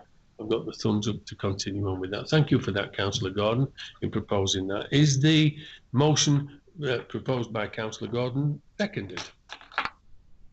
Seconded, Mr. Mayor. Okay, Councillor Foster, in seconding the motion, do you wish to speak immediately or probably speak now, or reserve your right to speak later in the debate? No, I'll speak now, Mr. Mayor, if that's okay. Okay, that'll be fine. In seconding Councillor Gordon's motion, I'm doing it to enable the controlling group, obviously, as Councillor Gordon's acknowledged, to bring forward an amendment which we believe enhances the original motion and also brings it up to date with the information contained. So with that, I second the motion, Mr. Mayor. Great. Well done. Thank you. Right. Councillor Mrs. Isherwood has submitted an amendment to the motion.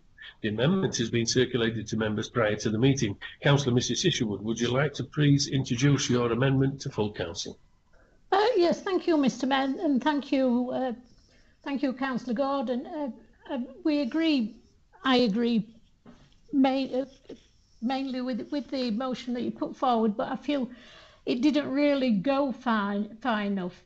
I mean, obviously, from what people have said, we welcome the U-turn by government that resulted from the campaign by Marcus Rashford and to fund the provision of school meals during school holidays. But I think we also need to commend all the organisations and businesses and people out there who gave so much time and effort during the October break and are still giving that effort to support these vulnerable children and their families. There are many wonderful people out there, and a lot of people, as we've heard during the meeting, a lot of us are working hard with the food banks, with the Hungry Holiday Clubs and with the uniform banks to provide what's needed for these young people and their families. And we owe a big thank you, as the leaders said, to all of them. And we need to recognise that. But it is so desperately, desperately sad, isn't it, that in this day and age, in one of the richest countries in the world, there are people out there who have to rely on this help and support. But let's be clear, they do not choose to live in that way.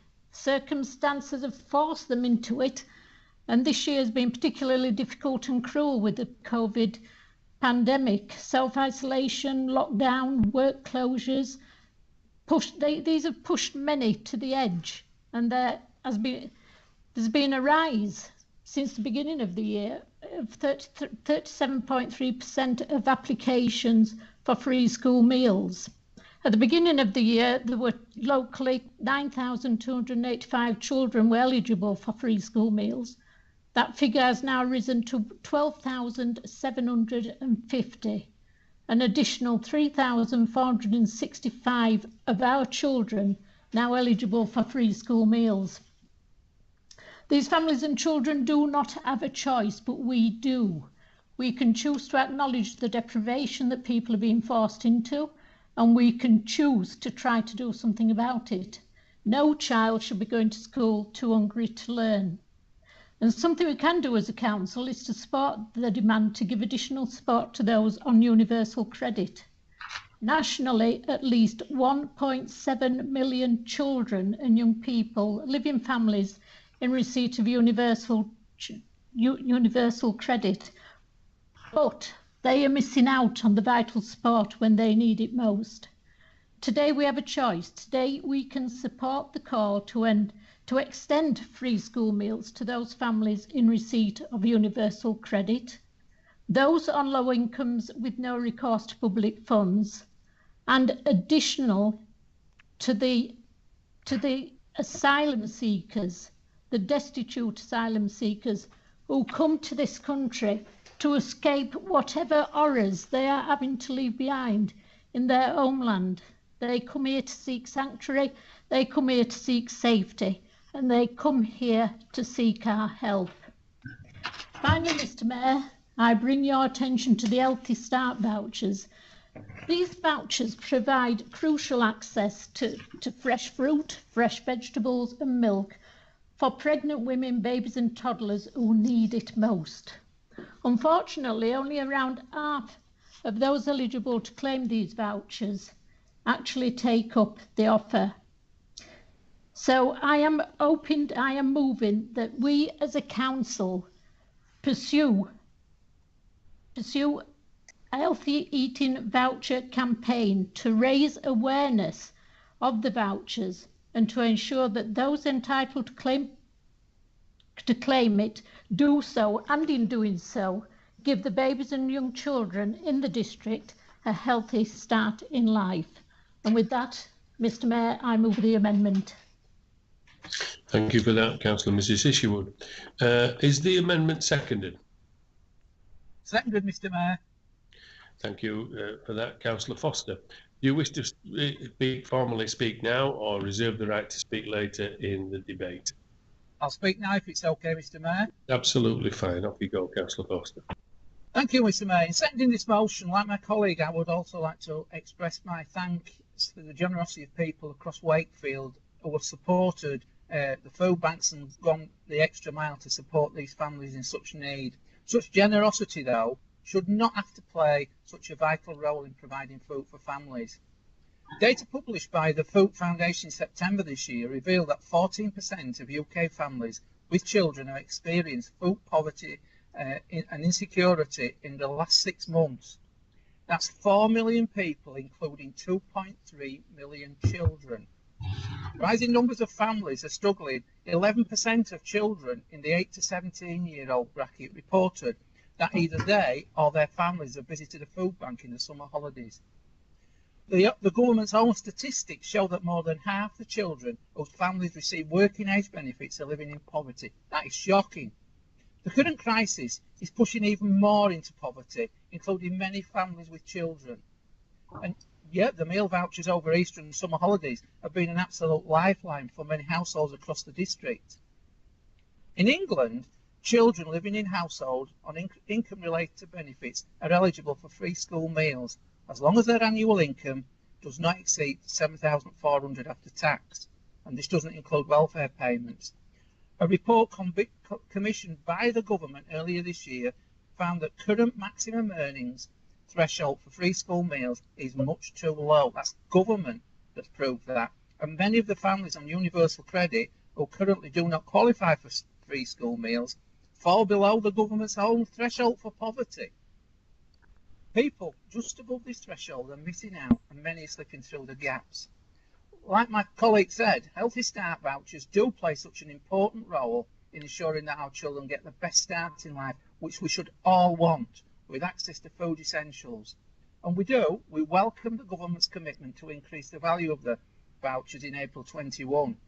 However, we have to note, there's a note of caution here, that recently the take-up of the Healthy Start vouchers across England, which includes Wakefield, has fallen.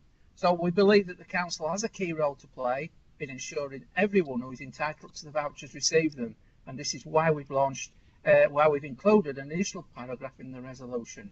So I hope, like Councillor Isherwood said, that all members will support this. Thank you, Mr. Mayor. Thank you, Councillor Forster. I'm going to come up, because on my screen I'm going to go to Councillor Gordon because of his comments here. Councillor Gordon, are you agreeing with this amendment and therefore putting it forward so that we could take it as a substantive motion? Yeah, that's fine. I thought maybe I didn't make that clear when I was speaking, introducing the motion, that I would accept it as friendly. Sorry about that if that wasn't clear. Okay, so we're going to take that basically there's a danger here of agreement breaking out, and we're going to take this as the substantive motion. Is anybody who is against that, will you speak now? Okay, so this now becomes the substantive motion, and as you can only speak once on the substantive motion or the amendment, this is the substantive motion. I'm going to go back to the comments that I've got on here from Councillor Martin Johnson, starting off with. Yeah, thank you, Mr. Mayor. Just to make people also aware, it wasn't just the Wakefield MP that voted against free school meals for all our children. It was our MP for Morley and Outwood that also rejected voting for free school meals for children, which is very surprising because she likes to debate and raise her flag saying how she supports the family. So it's a little bit misgiving. Thank you, Mr. Mayor. Thank you very much, Councillor Johnson. I'm going to take a comment from Councillor Rowley.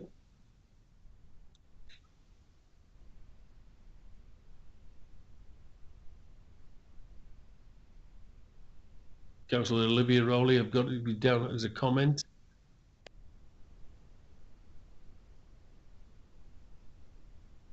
Seem to have trouble getting Councillor Rowley. I'll come back to her. I've got a comment also from Councillor Jack Hemingway. Yeah, thank you, Mr. Mayor. I fully support the amendment to the motion by Councillor Isherwood. I think it does enhance the original motion, which is in itself quite worthy. We've seen some incredible acts of kindness and generosity by individuals, by community groups, charities. But I think, as has been touched on earlier, it shouldn't fall on their shoulders. It is a basic function of any government in a civilised society to ensure that hungry children are fed. Even the ancient Romans had policies in place to feed hungry citizens. It doesn't cost the earth to make sure that children don't go to bed with hungry bellies. And we're talking about relatively small sums of money here. It's a fraction of the scandalous private contracts issued by the government to Tory donors. It's a fraction of the cost of HS2, a fraction of the cost of Trident. And if we can afford all those ridiculous luxuries, then ultimately we should be feeding children first and foremost. So I fully support this campaign. Let's back the amendment and the motion and ensure that children are fed in our district and in the country. Just to remind people that the amendment has been agreed to be the substantive motion. So that's, thank you for that, Jack. I'm going to come next to the comment from Councillor Nick Stansby. Thanks, Mr. Mayor. I'm probably one of the few councillors here who has actually been in a position of being homeless, both as a child and as an adult about to have a child too. As a child, I didn't rely on food banks, but we did rely on the kindness of strangers, because food banks weren't in existence, or weren't generally in existence in this country then. I know the Wakefield one first came into being about 22 years ago, and I thought it was an appropriate time to just pay tribute to Ernest, who was one of the original trustees of Community Awareness Programme and the instigator, who was an amazing person and unfortunately passed away recently. But I just wanted to say thank you for all the work that Ernest has done in Wakefield through the Community Awareness Programme over the last 22 years, and much appreciated. And as somebody who has benefited from the kindness of strangers, I fully support anything that will help people when they're hitting rock bottom, and I can't see that anyone would vote against this motion at all. All right, that's all I have to say. Lovely, thank you. I'm coming now to the long-lost Councillor Olivia Rowley. You're back with us, Olivia. I am. And can I share Nick's comments about Mr. Hibbert, a lovely, lovely man who did an awful lot of good work in Wakefield. Can I just say that I support this amended resolution, but I'm really sad because all the time when we discuss public expenditure, for example, Councillor Ahmed always says what we need is the money in our pocket, that people don't really need public spending. And yet what we're actually talking about is improving our parks, which people welcome, public spending. what we're talking about is feeding our kids, public spending. What we're providing is services within the local authority, public spending. And I really do think that our commitment to public spending should be to actually look overall about how our children are fed. It's, I think, 25 years ago since I visited a project in Sweden in which the taxes were high, but everybody at school and smaller received a meal every day. And parents didn't have to rush home and ensure that their kids were fed because they had the opportunity of having tea at the school if it was necessary. We've talked for many years about teachers having to buy kids school clothes because the families couldn't afford them, or giving them breakfast because they were arriving in school unable to learn because they were hungry. I really do think that what we should be doing is, the amendment is very wide, but what we should be arguing for is a comprehensive school meal service that runs 52 weeks of the year and is across all families so that people can take it up. It really is important to learning and development and health that children are properly fed. Thank you for that, Councillor Rowley. I'm going on to now, Councillor Byford's comment has been withdrawn, so I'm going to go on to Councillor Ahmed. Thank you, Mr. Mayor. I don't know what Councillor Rowley was on about. I mean, in terms of people keeping their own money, I've always insisted that that's the best approach in there. But obviously, certain people have their own access to grind, which they use council meetings to do. But I think I think when I first read the motion by Councillor Gordon, I think he raised a very important issue. And my internet's been cut off, so I've had to re-log in. So if I'm repeating something that somebody said, I apologise. And I think it's important, and I've already mentioned, it's taken a footballer who's come up from severe poverty to become a lead on this area here, to force all politicians and all parties to understand the issue of poverty within families. And I think the biggest issue we've got at the moment in society, particularly at this given time, and it's been amplified by the coronavirus, is that there is children, and there have been for a number of years, and I've seen this in teaching as well, which is why I brought forward the motion myself, where schools are having to provide uniforms, food parcels for families, and it shows a failure in the way some certain systems have been running for a long time. And in these circumstances, it's important that interventions do take place, because it's not right that we live in the country that we live in. There are children whose main meal comes from a school. That might be the only meal. Children that are coming to school in the morning, getting ready for exams, having opportunity to change their lives. They might not have eaten when they've come into school, and that it's a shame. And every single councillor and politician bears the brunt of that shame. Every single one of us, including myself, we all need to do that. And whatever we can do to raise awareness about this and change the way we look at this issue, and support every single school and children up and down the country. And it's not always the families we expect. Sometimes families fall on hard times where they previously had a comfortable income, and they struggle in these circumstances.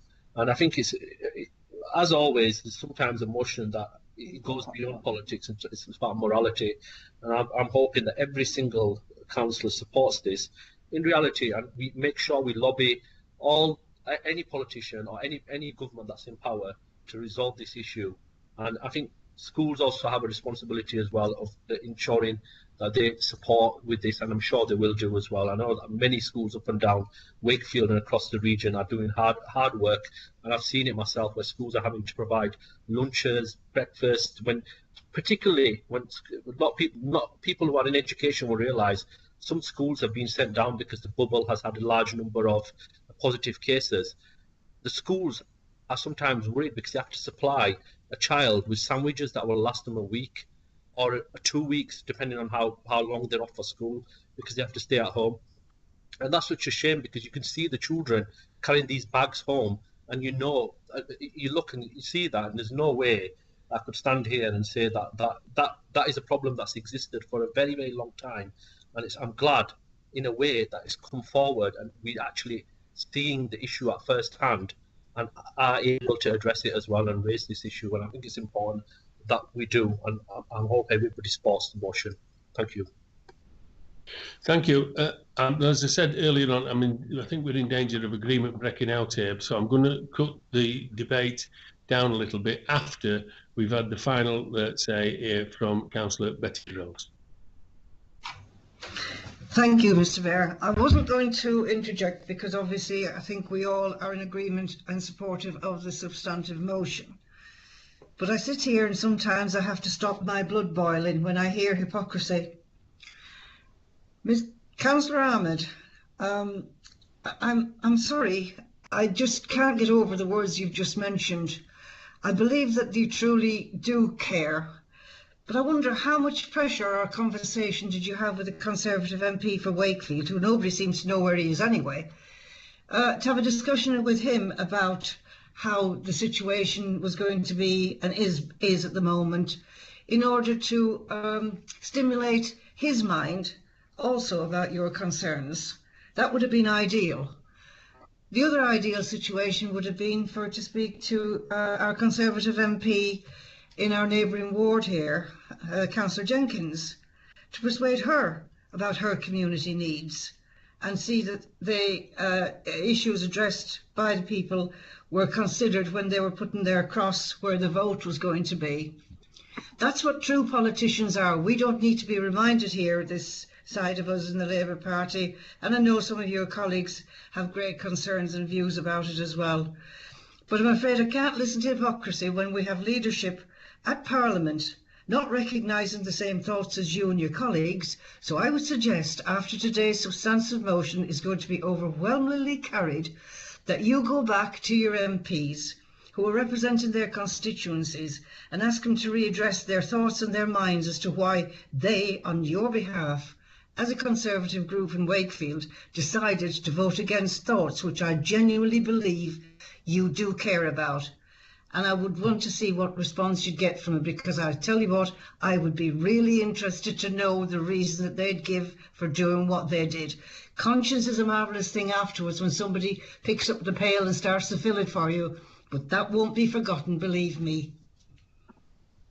Thank you for that, Councillor Rhodes. Now then, as you heard, Councillor Gordon agreed that this amendment become the substantive motion. I'm sure, Councillor Isherwood, you accept that as well. And rather than going, I think everybody's had a good say on what's going on, and we agree with things, and say agreements about to break out. So I don't think we need to have a closing statement on that. I do think, though, that we would like to move on now and take this to a vote. And so I would like to first ask the controlling Labour group members only, please turn on your microphones and state clearly if you wish to vote against the amendment or the substantive motion or to abstain. As no member of the controlling group have voted against the amendment, the substantive motion as it's become, or have abstained, I will take that the members of the controlling Labour group are in favour of the amendment and the new substantive motion. And I will take your silence as confirmation. If that, please indicate now. Okay, thank you. We now move on to the Conservative groups. Please turn on your microphones and state clearly if you wish to vote against the amendment or if you wish to abstain. As no members of the Conservative group have voted against the amendment, I will take that all members of the Conservative group are in favour of the amendment to the new substantive motion. And I will take your silence as confirmation. If not, please indicate now. Okay, thank you. And now I will come and ask the Liberal Democrat member, Councillor Gordon, would you please turn on your microphone and state clearly if you wish to vote for, against or abstain on the amendment. I'll vote for the substantive motion. For the substantive motion, sorry, yes. You voting for it, yeah? And right, that takes that motion is carried. Thank you very much indeed. The amendment becomes the substantive motion and therefore carried. I've now got to turn over 2 pages of my script And if you'll just bear with me, and we're moving on to the next motion on the council summons, which is from Councillor Graham, which was slightly amended with the permission of me and detailed on the supplementary agenda sent to members. And hopefully all you all got that. Councillor Graham, would you please move your motion to council? Thanks, Mr. Mayor. I think everyone will agree that the pandemic has been an extremely challenging time for each and every one of us, for individuals, for businesses and for organisations. And throughout the pandemic, schools have faced huge challenges. They have had to significantly adapt, not just the physical teaching environment, but the way in which they work and operate, planning and implementing systems and measures to ensure pupils can learn safely. I'm sure I speak for everyone when I say how enormously grateful we are to teachers and other school staff for the resilience and commitment they've shown in supporting young people throughout the pandemic. Schools have done an excellent job in ensuring students who have had to self-isolate and remain at home still get an education. Teachers have had to juggle timetables and stagger lunch breaks, provide work for students to complete outside of school, and even deliver lessons remotely. I think we've all participated in endless Skype and Zoom calls, but I think hosting a call with 30 teenagers is quite something else. However, there is no substitute for being in a classroom and having that in-person contact with your teacher. Being able to ask your teacher questions, show them your work, help other students, and be helped yourself. There are so many things that happen in a classroom that you just don't get working by yourself at home. The Department for Education finally published a regional and local breakdown of attendance rates as part of its weekly data for the first time yesterday. I'm sure members will find this very interesting, but there's no doubt looking at this data of the profound impact the coronavirus has had on schooling, and it's no surprise to anyone that this data reveals huge disparities across regions. I've had a chance to look at the data, and I'll just share with you one example I found. The figures show that for 3 days in November, so that's the 17th, 18th and 19th, secondary school attendance in Wakefield dropped to 72%. So that's 1 in every 4 pupils absent from school. And on the same 3 days in other parts of the country, and this is multiple regions, multiple areas, secondary school attendance was over 90%. And there are many more examples like this with attendance varying across different areas by a massive amount, as much as 53%. These stark attendance figures show the huge disparity in the amount of face-to-face learning pupils have received across the country.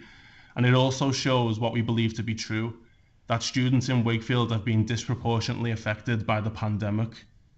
And you can look at the headline figures, and I'm sure these are the figures that the media will run with, but I think everyone will appreciate that behind these figures there are individual pupils and there's individual stories.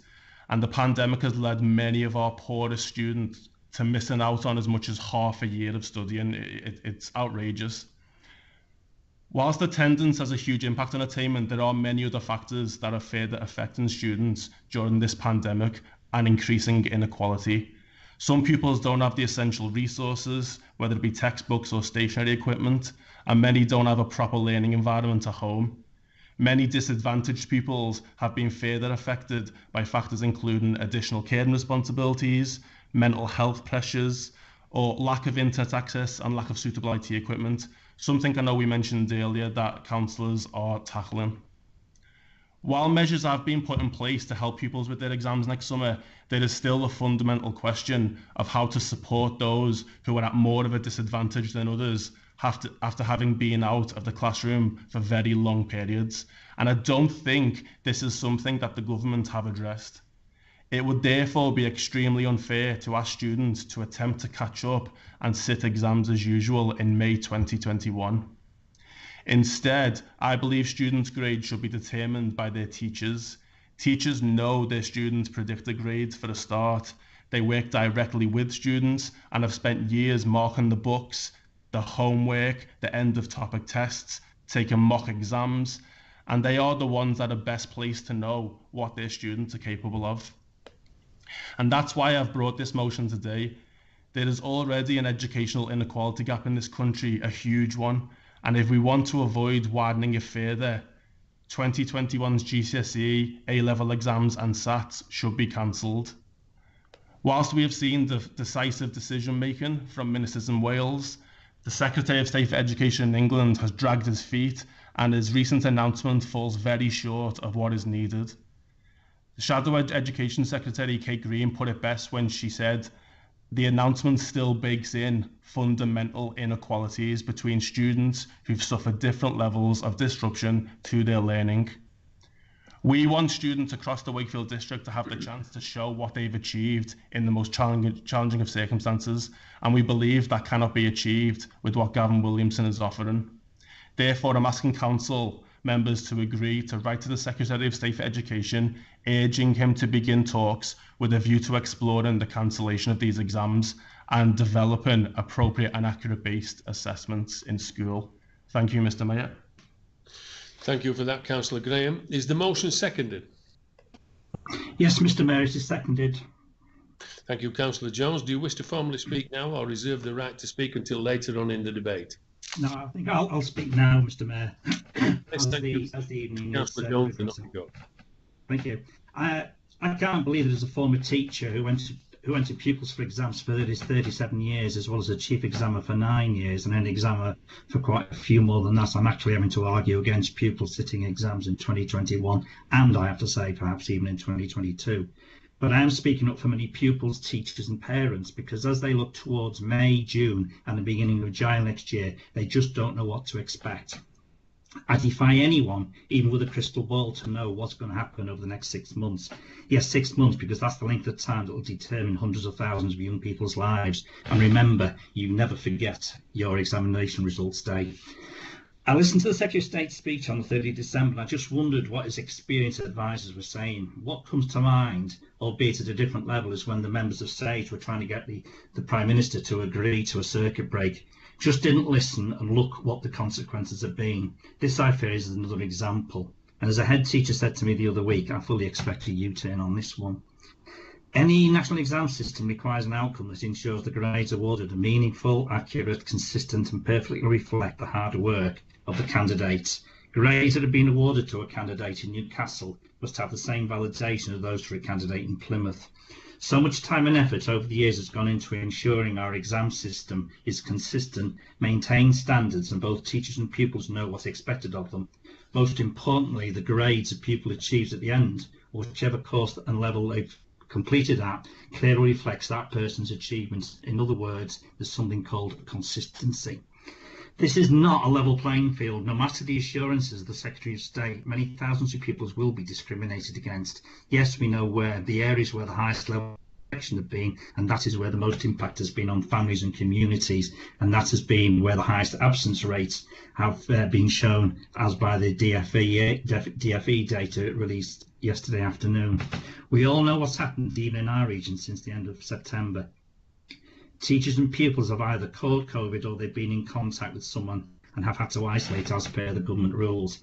This is an experience that has been repeated throughout the North and the Midlands, and now what is also happening in the South East. The figures are frightening, and I know head teachers have worked extremely hard to ensure their schools are as COVID secure as they can be. Head teachers and their staff have been amazing. However, for example, the Chief Executive Officer of the Royal Wootton Bassett Academy Trust wrote recently, "I can't understand how next year's 2021 exams could be done as normal with just 3 weeks extra preparation to make up for the students not being in school between March and September." But then, of course, the head teacher of James Allen's girls' school in Dulwich said that the aftermath of last summer, when exams were cancelled, showed without doubt the best way forward is to award exam grades, is for students to sit exams. But of course, that's a private school where they've had significantly more support. James Turner, the chief executive of the Sutton Trust, said the measures would need careful management to ensure it does not widen existing attainment gaps, as students at more affluent schools may have better access to the resources to prepare these topics in detail and at short notice. Given the government's record recently, I don't have a lot of confidence. However, let's not think about next summer 2021 when the exam results are published. Let's think ahead. Let's move to, say, the year 2030. A group of candidates apply for a job. Interviewer goes through the applications, sees that they've all got similar grades, but then spots the candidates whose exams were in 2021. The COVID exam pupils. Now, what did the Secretary of State say? Generous exam grades. Not having them, they aren't as good. That's the danger when you make comments like that. So what is the answer? Well, it's going to be a challenge either way because of the lack of forward planning, which goes back to last March and April.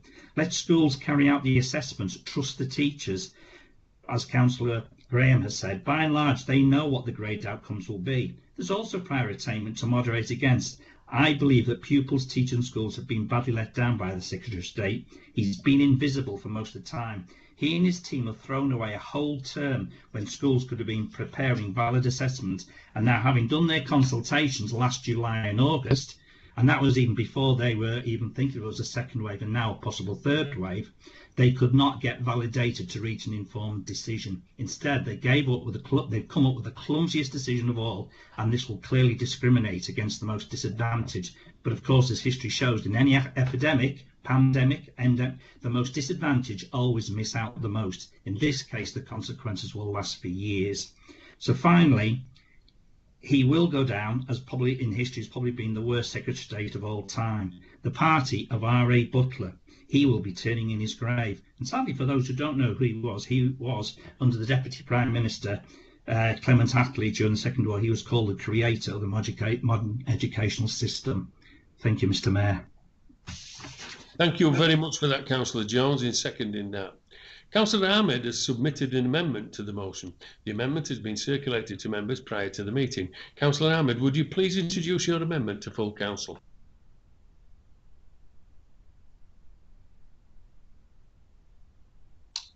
I've now got a signal to say Councillor Ahmed. Oh, it's come back. I've got it back, have I? Yeah, sorry, Mr. Mayor. It's all right, my friend. No worries. Councillor Ahmed, you moved an amendment motion to the council. Can you please speak on your amendment? I think, obviously, in terms of adding this amendment today, I based it on the information that I was given and my own experience within schools itself and the situation that we've got currently as it stands. So, bearing in mind that the two councillors that spoke previously are both from education background, and they have raised very, very important points that they've raised there, and I think they are right. This issue that we've got here it stems across all 5 year groups, particularly in secondary, because the pupils weren't able to complete their education within the primary before moving into secondary, which has a knock-on effect to setting, the adjustments that are then made, and the impact on schools. I know for my own work across at least 15, 16 different schools across Leeds and Bradford, that schools have had to close down bubbles, pupils have had to go home, isolated, and in those circumstances, I as an educationalist could not justify exams taking place like they have done. However, I genuinely believe, and this is as a previous EdXL marker and a team leader, I've always believed the exam system is a good system, it's independent, and it allows most pupils the best opportunity to do well in a robust way and a robust manner. But however, it's not an equal playing field, and for that reason, I personally don't believe that exams should go ahead for at least 2 more years. And for that reason, I've put an amendment in there which also addresses, and I think these concerns, if exams are to take place next year, these safeguards that the government has currently provided need to be safeguarded again. The exams, without a doubt, there's no 99.9% of examiners have to go through robust training after having their marking up to a certain percentage before they are allowed to continue to mark, and that's the best system that we've got. I think the provision of advanced notice in topics in certain areas of exams is welcomed, and I think that needs to continue for year 10 and year 9 pupils in the future. And I don't think it should be a one-off year. There is a contingency for those who are self-isolated that are not penalised, and I think that's important. I think that is in recognition that the COVID virus, we do not know how long it's going to go. We're thankful for the vaccine, but we do not know when, at what point, self-isolation or items like that will happen. And for that reason, I believe that the exam system that we've currently got in place is not able to meet the needs of the pupils.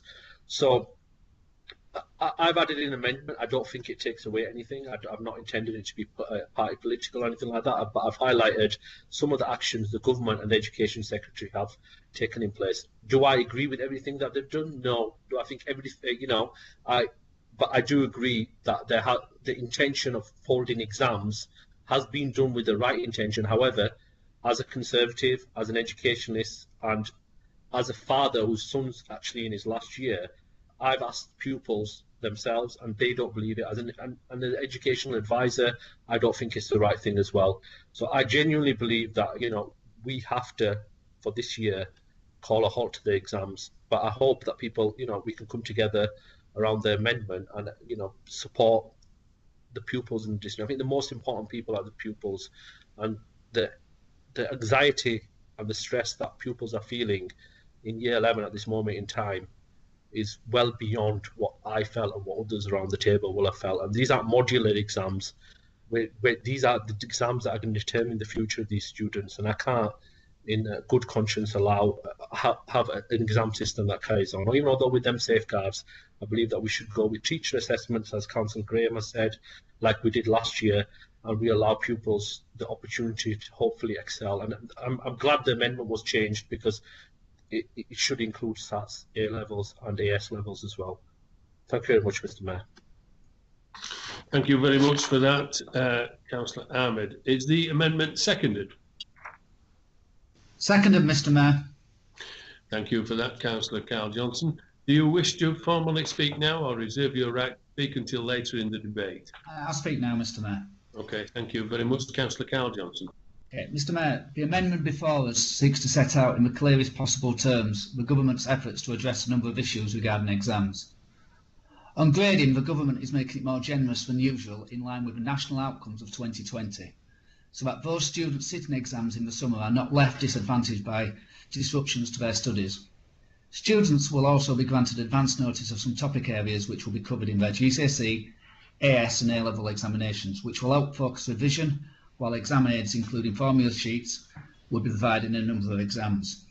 Furthermore, the government have developed with Ofqual a series of measures which will allow students who miss one or more exams due to self-isolation or illness, but are still expected to complete a proportion of their qualification, receive a grade, for example, by giving them the opportunity to sit a contingency paper out shortly after the main exam, and more details on this will be published in the new year. The government announcement that it is to commission an expert group to monitor and advise on regional levels of disruption is welcome, and will make additional recommendations to assist students from wherever they are in the country to get fair grades and to be able to progress to the next stage of their education. Thank you, Mr. Mayor. Thank you for that, Councillor Johnson. Does any member wish to speak on the amendment? Now, I'm just going to remind you once again that members may only speak once on the motion and once on the amendment. Raise a point of order or to clarification or right of reply. Can I ask for any comments? I've got a comment up from Councillor Michael Graham. Thanks, Mr. Mayor. I'd just like to say thank you, first of all, to Nadeem. I do have, when it comes to education, huge respect for Nadeem and his opinions, and how he's experienced, educated himself. And obviously having a son in his last year of his exams, it just gives you that first-hand experience and be able to see exactly what these children are going to. I've been a teacher for over a decade, and I'm still working in schools during the pandemic. I've met many children who have been off, and it's literally non-stop. And I think Nadeem touched on the mental health ish side of things and the stress and anxiety. I think that is just absolutely huge at the minute. And I think he appreciates that. They're facing a level now that they've never faced before.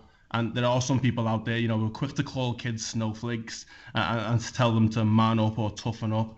And I think councillors in this chamber respect and don't think that's the case. I think that's ridiculous. I really wish I could support the amendment. I really do. But unfortunately, I can't. I think Nadeem hit the nail on the head when he said it is all about the students. And for those reasons, I mean, looking through the amendment, point 1, the generous grading, I don't think kids want a handout. They want to show what they truly deserve, what they're capable of. They don't want to be given a handout with the grading. I think providing advance notice of the topics doesn't go anywhere to sort of level a playing field. There's some students who haven't missed hardly any school at all. They've been taught the topics, whereas we've got others who haven't. They've not been taught anything. They're basically just revising old content. This will not help those students. And I mean, point 4, the expert group, who are now looking into how different pupils have been disadvantaged and are going to report back in the spring. I mean, what use is that? We need the teachers, head teachers, children, they need certainty now. They need to know what's happening right now. So for those reasons, I can't support the amendment, but I do hope that every councillor can still support the original motion, because even without the amendment, I think we're all agreeing that these exams need to be cancelled. Thank you, Mr. Mayor. Thank you for that, Councillor Graham. Up next, a comment from Councillor David Jones. Yeah, thanks, Mr. Mayor. I welcome a number of Nadim's comments, because I think we all speak from the heart, as obviously having been sort of teachers. But I am going to make one political comment, and then I'm going to come up with something practical. I would have to say that up until 2013, when a certain Mr. Gove and his sidekick Dominic Cummings decided in their wisdom to remove what had been a tried and tested exam system, which goes back to the early 1970s in terms of coursework set alongside examinations, and then the two, as obviously as Nadim will know as being an examiner, the two then are sort of moderated against each other, would be able to have solved the problems now, but they were taken away. So we are where we are, and therefore I can't support the amendment. But I would say one other thing, and that is I don't think we should be stopping at having a group to look at the gradings now. We have got to look at a group of people who will actually look at how we can rebuild education because of the losses over the last, what will be 12 months up, hopefully not more than 12 months, but I fear longer than that, because it, as Councillor Harvey said, it goes right the way back down to reception and right the way through the system. The amount of disruption is going to put children back a long time, and I'm afraid that we have got to bite a bullet and look at how we can restructure education to give all these young people who have been affected a fair chance. And that's because this is a very serious crossroads we're coming to in education. Thank you, Mr. Mayor. Thank you, Councillor Jones. Another comment coming in from Councillor Samantha Harvey. Thank you, Mr. Mayor. So thank you so much for all councillors actually put so much effort and thinking about how we actually go through the next year's exam. I'm a governor of a local school, so even I'm not an educator as such, but I know how hard it is. This is a very difficult situation for us all to face, and what decision we're going to make will affect so many children, students and teachers' life in the next 12 months' time.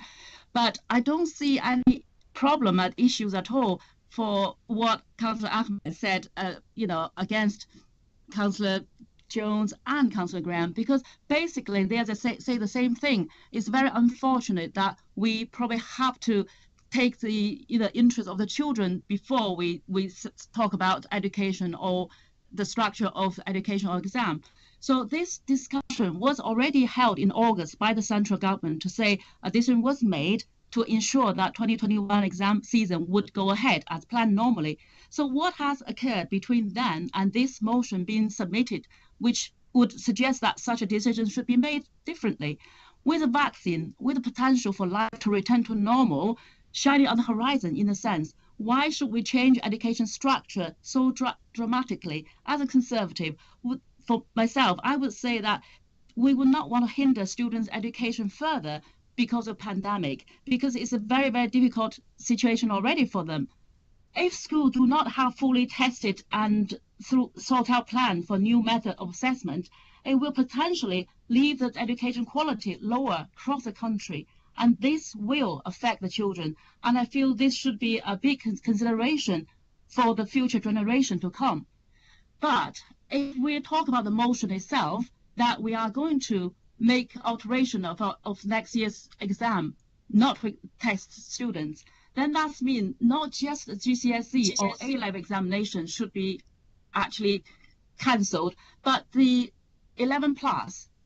My head teacher has told us there has never been any time she saw so many children at that age have mental health problem, worries, and of course SARS as well. So all form of primary school, tests need to be considered, as well as what you have proposed, Councillor Graham, on GCSE and A-level. So Councillor Ahmed has not said anything different from what you said. This is the same principle we are actually discussing, debate on, and I don't see why this amendment cannot be going forward. All you're saying is GCSE and A-level should be cancelled, but 11 plus go ahead, SAS go ahead, because those teachers has not been affected. Year 5 children has not had enough education last year, and you know that. And some attendance rate across the district, some of as high as 92%, some of 37%. You know that itself does not support your argument about not to support this amendment.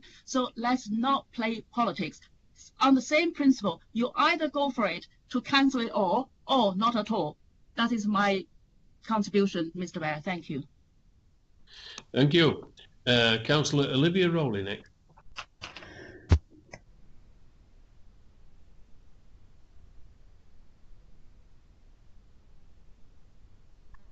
Councillor Rowley, I'm having trouble getting your contribution, if you will. Sorry, can you hear me? I can hear you now. Yeah.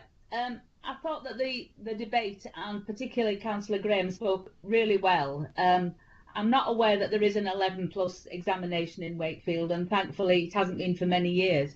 I just think that the resolution, and I'm in support of it, is actually saying let's do something now so that teachers and pupils and their parents know what's happening next year, as has been decided in other parts of the United Kingdom.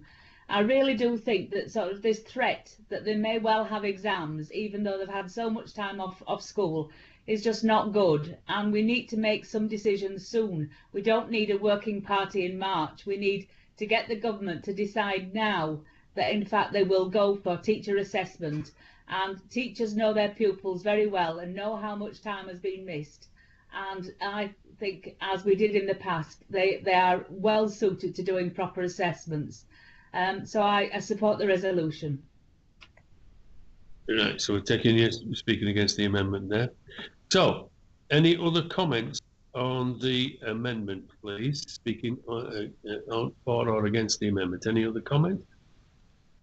If not, then Councillor Ahmed, as mover of the amendment, do you wish to reply before we take the amendment to the vote? In exercising your right to reply, may I remind you that no new matter can be introduced. I think I'm not going to add anything at this stage. I think it's disappointing, obviously, but I think everyone's entitled to their opinion, and the view that I've given is a professional view that I've given in the council chamber today, and it's an educational view that actually it's not about just this year, but the amendment, if you read it, extends across the other years that will be affected. And if we carry on with this, the actual original motion, next year you'll have to present another motion which will have to mitigate something for the next year's year 10 and the year 9s, actually, because most schools still start the GCSEs in year 9. So I think it's important to recognise this from a curriculum perspective. For those people who understand curriculum and curriculum designs, curriculums are designed over 5 years or 3 years, particularly in the GCSE model, and each component of the curriculum adds to what we call the assessment. So if there's components missing for pupils, they will be missing for the year 9, year 10s, year 7s, year 8s. So these are consequences of an exam, our system where curriculum components have been missing. And for that reason, it's important to understand the pedagogy behind that, which is why I've given you the professional view. It wasn't a party view. But however, they must be addressed, and they will not be addressed just this year. They'll be addressed in subsequent years, which is why I think you should rethink the amendment. You should rethink and vote in favour of the amendment, because this is the information that we need to spread across to other councils so they can get on board and push the government to lobby in this area. Thank you.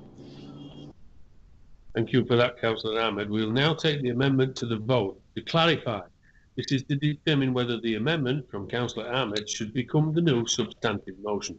I will ask each political group in turn before asking the Liberal Democrat member whether they wish to vote for or against the amendment or whether they wish to abstain. Firstly, the controlling Labour group members only. Please turn on your microphones and state clearly if you wish to vote for the amendment or if you wish to abstain. As no members of the controlling group have voted for the amendment or have abstained, I will take this that all the members of the controlling Labour group are against the amendment, and I will take your silence as confirmation. If not, please indicate now. Thank you. I'll now move on to the Conservative group. Please turn on your microphones and state clearly if you wish to vote against the amendment or if you wish to abstain.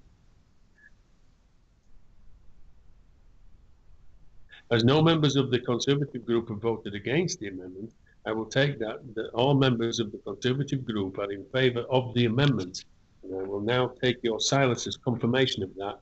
If not, please indicate now. Thank you. I will now ask the Liberal Democrat member, Councillor Gordon, please could you turn on your microphone and state clearly if you wish to vote for, against or abstain on the amendment.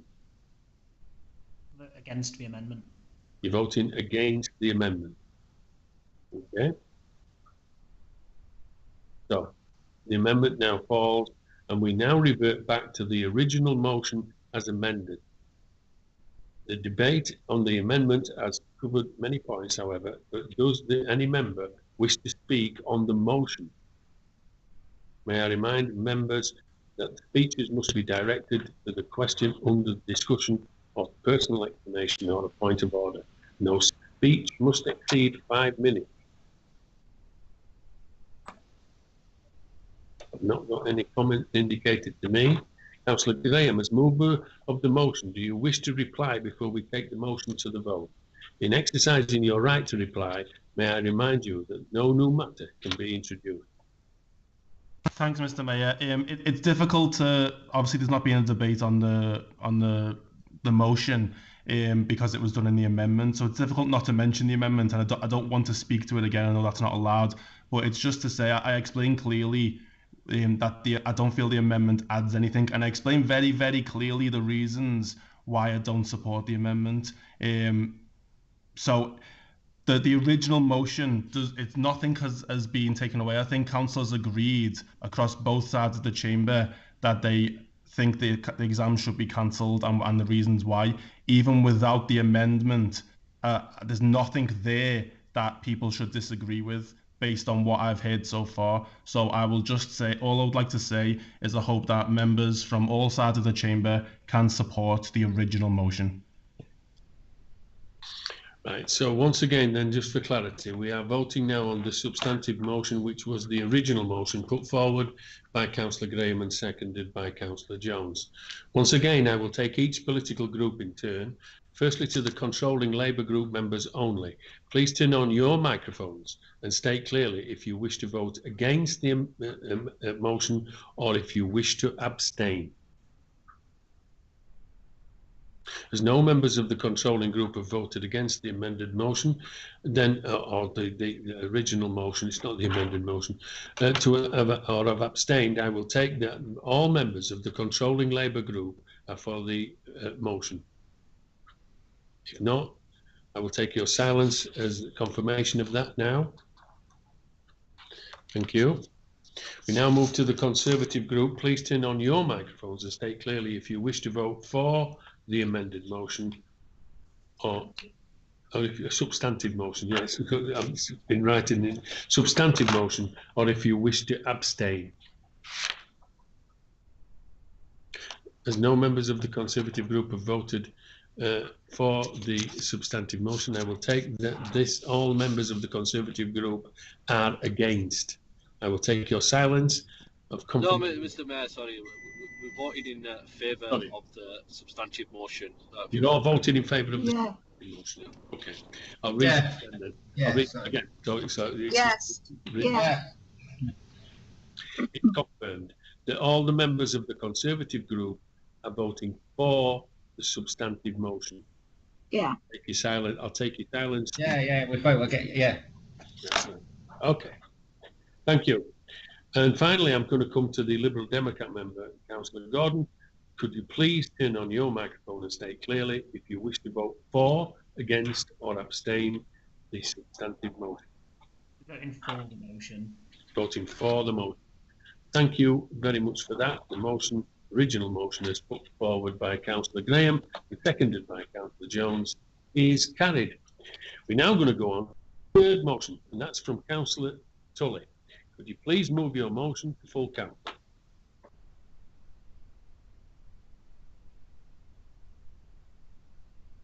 Thank you, Mr. Mayor, and in keeping with the spirit of the meeting, I want to try and keep my comments brief on this motion regarding the uplifting of universal credit. Today, we are faced with the most corrupt bunch of charlatans and chancers whose track record on dealing with the virus is an absolute disgrace. And we will never get to the bottom of it, because when this is eventually investigated, these people would belong out of office. And when you look around at some of these people that's running this country today, it leaves a lot to be desired. And you've got your Goves and your Williamsons and your Patels of this word, George Eustace. It's enough to make you want to eat. The only good thing about Gavin Williamson is that he makes Michael Gove the second worst education secretary that we've ever had. But let's come a little bit more and look at our local figures vis-a-vis universal credit. In Emsworth, 5.9% of the populace, 3,500 people on universal credit. In the Pontefract and Castleford constituency, 4,500, 6.3%. In the Wakefield constituency, over 4,060 people, 6.5% of the population. In actual fact, in Wakefield, the people claiming universal credit outstrips Imran Khan's majority by over 207 votes. And we spoke a lot today in previous resolutions and previous debates in this council about this being one of the richest economies in the world. And when I see people like Dido Harding and Bingham, partners of Tory MPs, failing miserably on massive 6- and 7-figure contracts, this is cronyism on an industrial scale. And we read today about our friend Cummings, the old guy that went to Barnard Castle for his eyes tested, got a £40,000 pay rise for abject failure. Some of these people have got no conception of how people live day to day in our communities and some of the people that we represent. We're about to see, and it's been said today across the council chamber, about massive increases in unemployment as this pandemic takes hold and we're running into next year. And we have to listen to cronies like Johnson and people like that telling the rest of us our universal credit is so easy and so simple and so easy to claim, as if you walk in the front of the building and you walk out the back of it with a pile of money in your hand. Universal credit isn't paying anybody much more than on an average of £100 a week. And I've seen people in my community doing without. And let's not forget, the majority of people on universal credit have been forced out of work and didn't volunteer to go. And it's to their shame that we would deny the poorest in our communities £20 a week. And it's been said once again today, but there's one thing is true. When the people who have the most suffer the least, when we're in the middle of a crisis, or in this case a pandemic, it is always the poor who bear the brunt of any crisis, especially from this crass, incompetent government. I'm going to ask all my colleagues across the council chamber today to support this resolution, with support to the previous resolutions I accept on education and other issues as well, and that we urge all our members to support this resolution, and let's try to protect some of our most vulnerable people in this community. We're not talking about people that won't get up out and go to work in the morning. We're talking in most cases about people who are still going out to work, people who sometimes who've been furloughed, people who've been laid off, people whose wages have been drastically decreased as they've tried to get through this as they've tried to get through this pandemic. And all we're asking is that we ask for the uplifting to be continued after March next year of a derisory £20 a week, when we're asking this from a government who would spend more on a breakfast than we would expect these people to manage on for a week. So can I please, for the sake of unity, ask all my colleagues across the council chamber to support the resolution, and I move it. Thank you for that, Councillor Tully. Is the motion seconded? Second the motion, Mr. Mayor. Thank you for that, Councillor Cummins. In seconding the motion, do you wish to formally speak now, or have you a right to speak later in the debate? I'd like to speak now, Mr. Mayor. Thank you very much. Off you go, Councillor Cummins. Thank you, Mr. Mayor, and yes, I'd like to second this resolution. The COVID-19 crisis has put an enormous strain on all our lives, and we now face unemployment rates as high or higher than the early 1980s. For many, this will be their first experience of unemployment. Over 12,000 households across our district now claim universal credit, and that's up by over 4,000 during the pandemic. Currently, with just £94 a week to live on, this is causing mental health problems, hunger, with more and more people turning to food banks. The £20 a week increase to universal credit, made at the beginning of the pandemic, but which is due to end next April, has been a lifeline for struggling families. For many families, the extra £20 a week has meant not having to worry so much about topping up electricity meters, to cook a hot meal, or to keep their homes warm as winter approaches.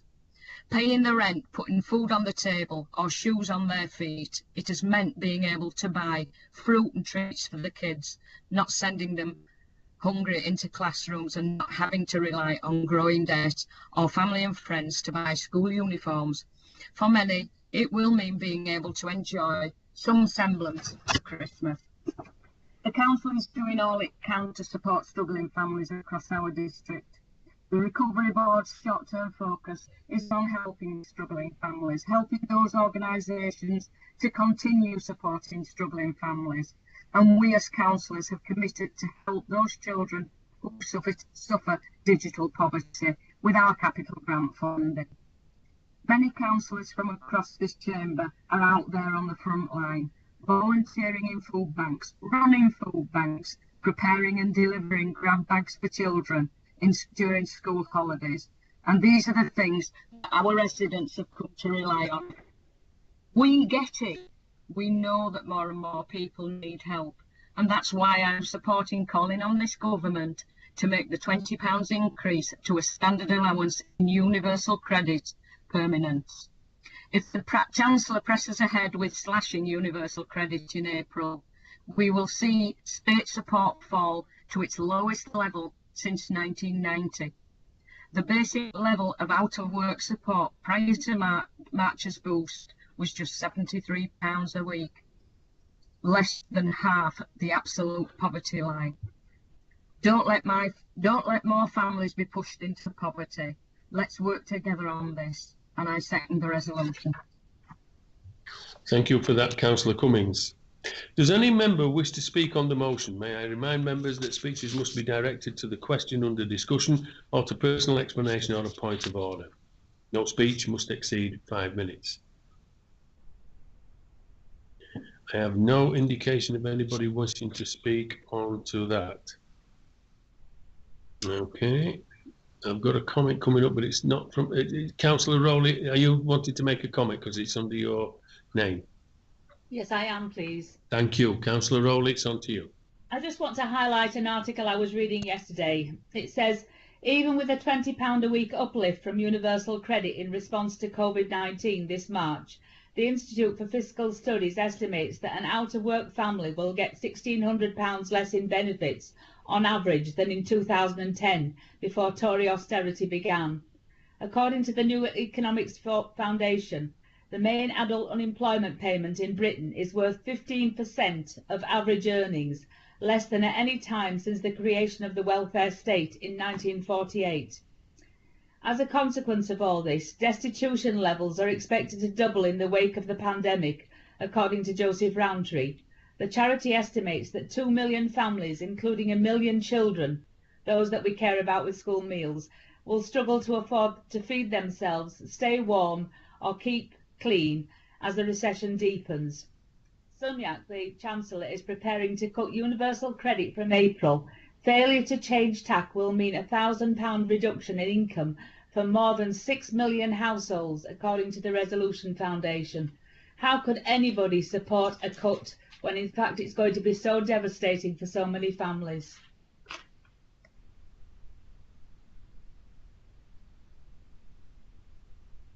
Thank you for that, Councillor Rowley. Up next, I've got Councillor Nadeem Ahmed. Yeah, thanks, Mr. Mayor. I think Councillor Tully, as we know, is historically spoken up about this issue as well, and I think he's raised an important issue today in the council chamber that all people from all sides of the chamber will agree with.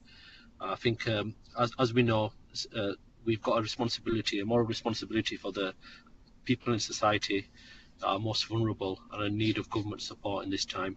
And I think I think what he's raised, the issue that he's raised, and although politically speaking, I think what we have to recognise is that the issue of poverty within this country has never disappeared. I think it's just become more and more obvious over time with certain issues, employment issues, and I always genuinely believe that employment is the best way for people out of work, and the reduction of taxes is the way forward.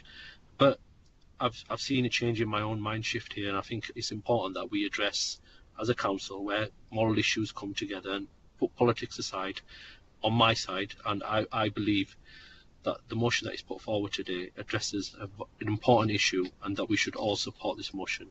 Thank you. Thank you for that, Councillor Ahmed. Next, Councillor Martin Johnson.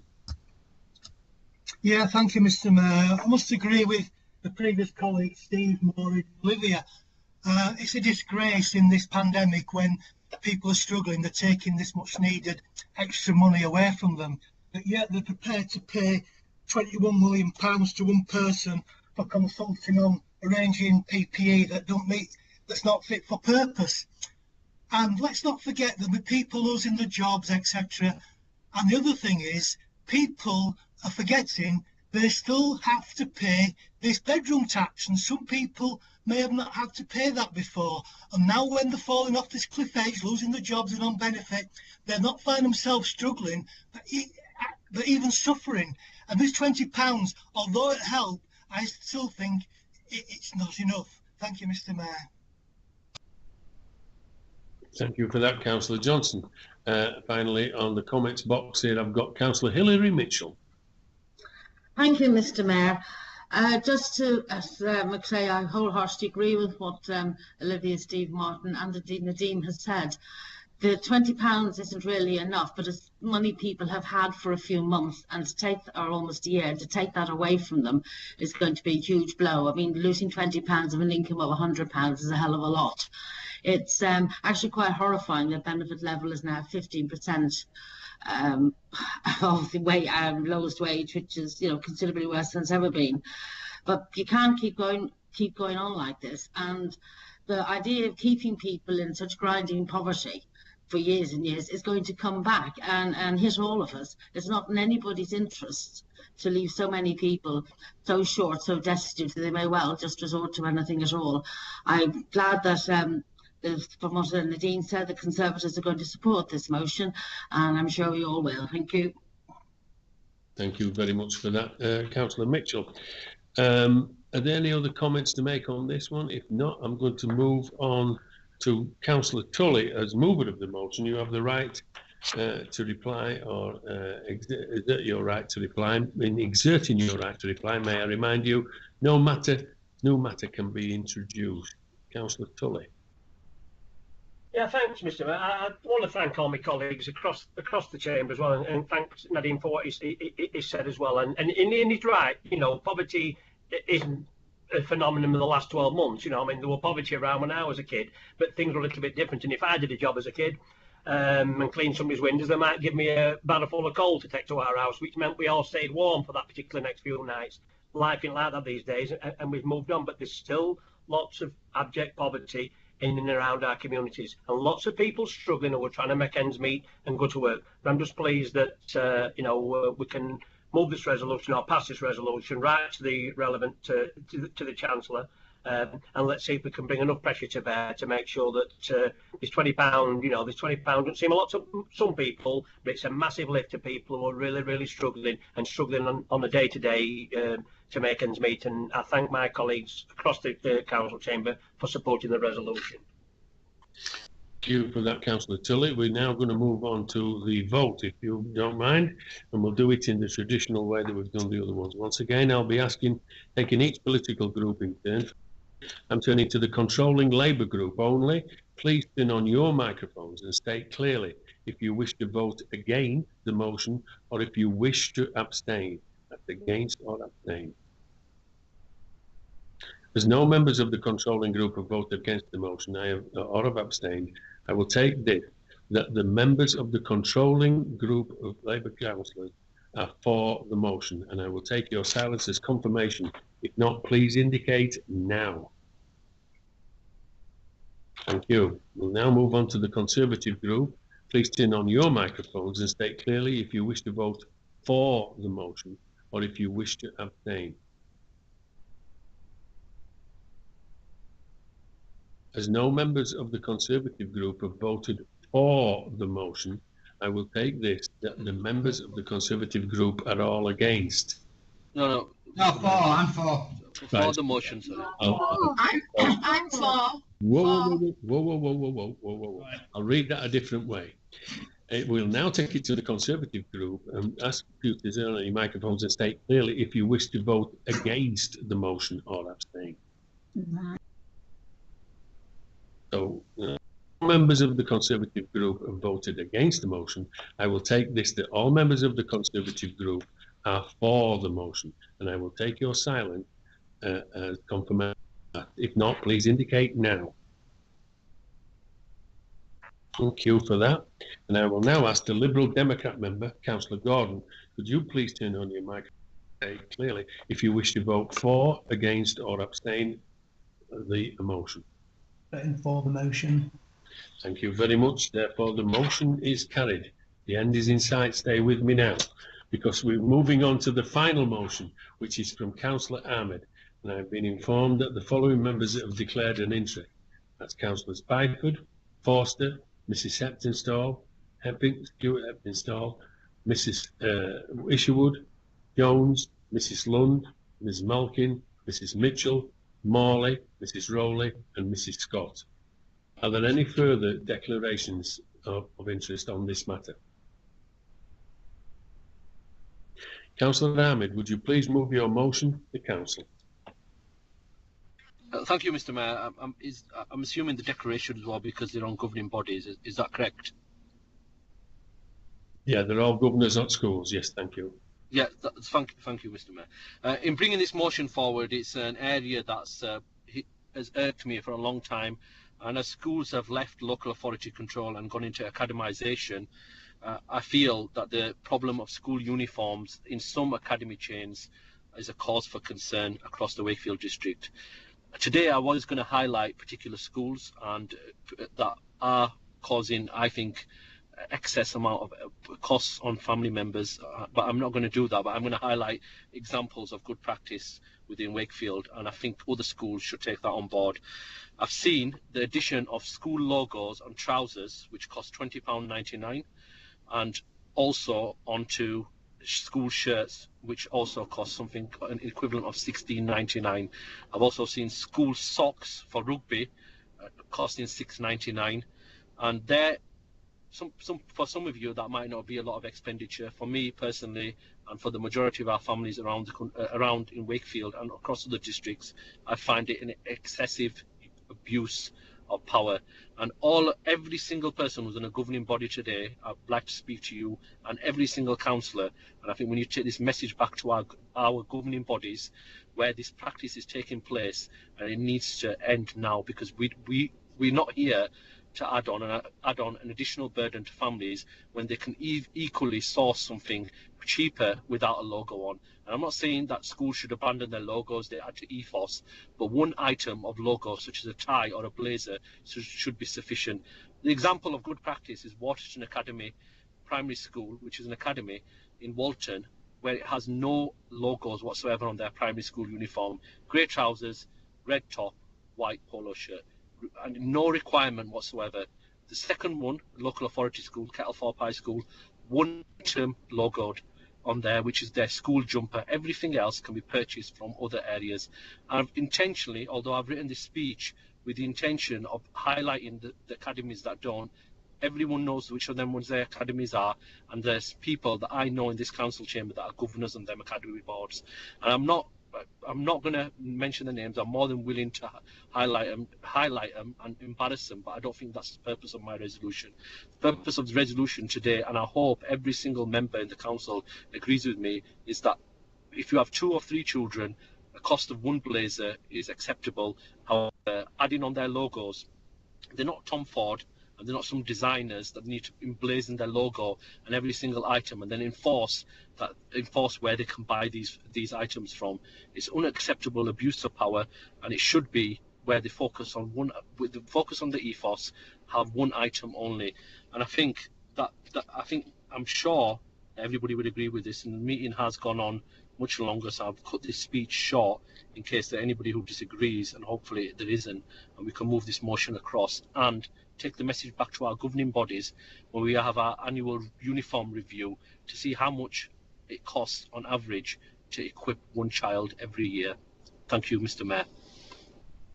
Thank you very much for that, Councillor Ahmed. I've added to the list of people who declared an interest on that of Councillor Lynn Whitehouse, who's just pointed out she's a governor, and Councillor Bin said that she won't be voting on this as well.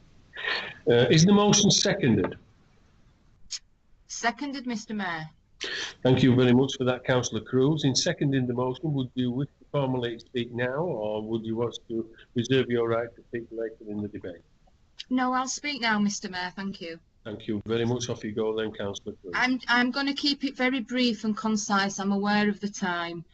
This has been a bugbearer of mine for quite a few years, but I think it's paramount this year.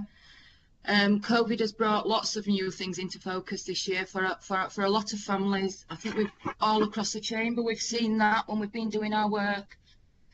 And it's been so very, very hard seeing parents break down on the doorsteps.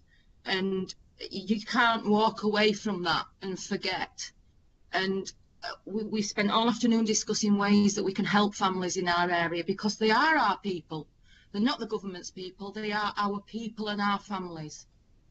Now, I feel with uniforms that it's wrong to make a family buy something from a certain place just because it's got a school logo on it. It's getting ridiculous. You've got to put logos on everything. When I went to school, you had a school tie, or maybe you had a badge on a jumper, and that was sufficient. That belonged you to that school. But the way things are now, it's getting worse and worse. It's not justified, it's unfair, and it's on the point of exploitation. You shouldn't have to fork out all that money to make your child look smart for school when you can go to a supermarket and buy polo shirts and trousers for a lot cheaper. You should be allowed to do that, in my opinion. And I think that by writing to all schools, and if you are governors, please do take it back to your board and discuss it, because it's a problem. It would help families immensely if they were out of this having to buy a school uniform from a certain place. You know, anything that we can do to help families, I think we have to do it. And that's all I really want to say about it. I'm very passionate about this. I think it's exploitation and it's wrong. Thank you, Mr. Mayor. Thank you very much for that, Councillor Cruz. Looking at some of these comments here, I've got the Maintain School Governor here from Samantha Harvey. Should that mean that she declares an interest? No answer back. Okay, so I'm moving on to Councillor Betty Rhodes, who has a comment. Thank you, Mr. Mayor. In supporting this motion, like Gillian, I have had grave concerns about this over the years, and indeed the cost has escalated beyond belief.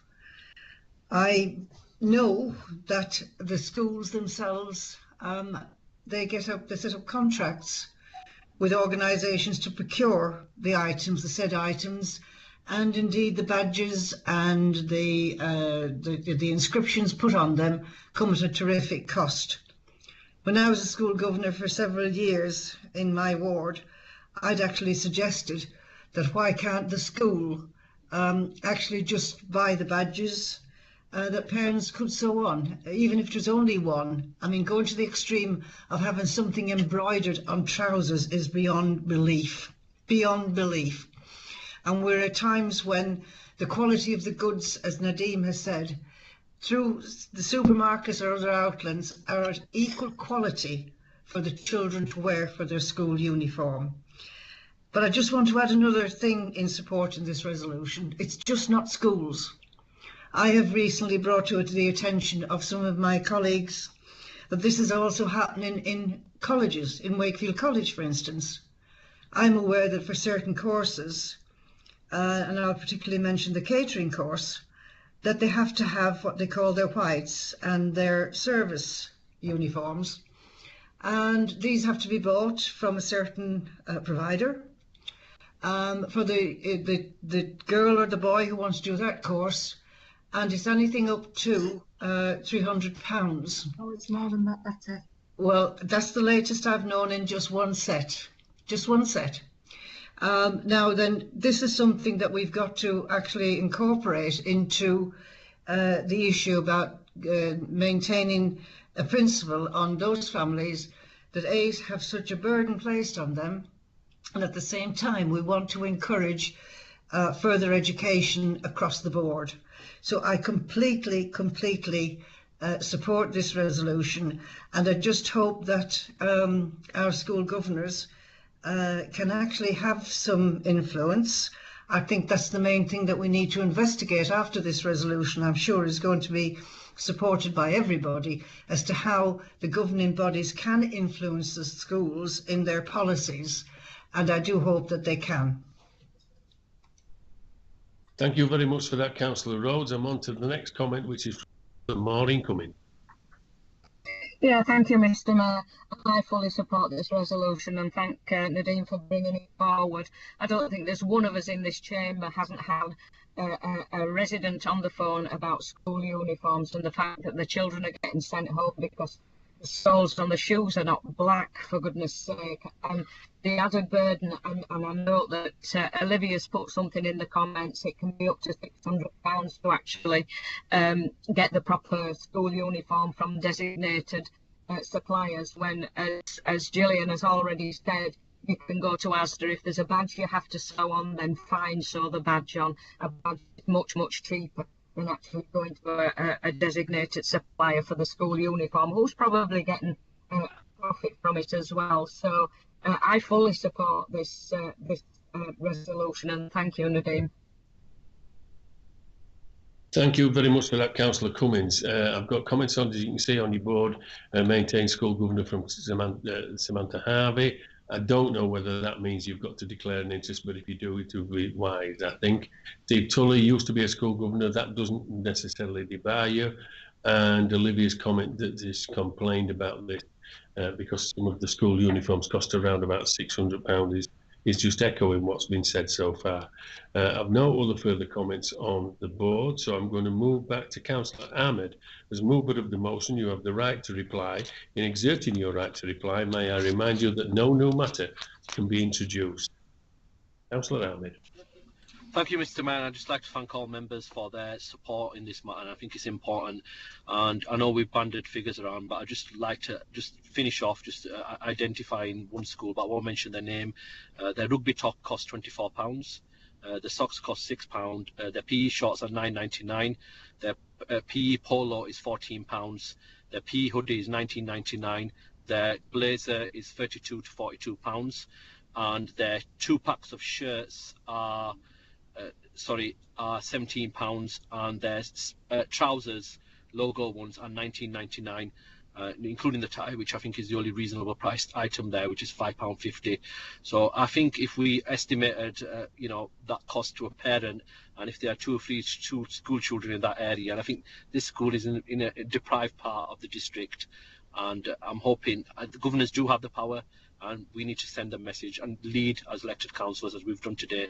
So I'm hoping that we go back to our schools and the schools within our local areas and give them the examples of Kettlethorpe High School, a local authority school, as an excellent example, and also Waterton Academy in Walton as well.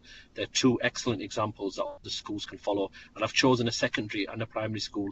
One's in Councillor Cummings' ward, and I know that they're excellent, outstanding examples that other primaries and secondaries can follow. And they're the schools that we should be promoting. And I'm not drawing attention to those schools, but I'm going to wait and see if there's a change in their policy. Otherwise, I'll start highlighting this in social media and other aspects as well. Thank you very much. Thank you very much, Councillor Ahmed. It doesn't surprise me, particularly with the secondary school that you chose there, who my experience is an absolutely exemplary school. So we're going to move on now to the vote, if you will. Once again, I'm going to take it to each political group in turn. Firstly, the controlling group, Labour group members only. Please turn on your microphones and state clearly if you wish to vote against the motion or if you wish to abstain. That's against the motion or if you want to abstain. As no members of the controlling group have voted against the motion or have abstained, I will take this that all members of the controlling group are for the motion. I will take your silence as confirmation. Please indicate now.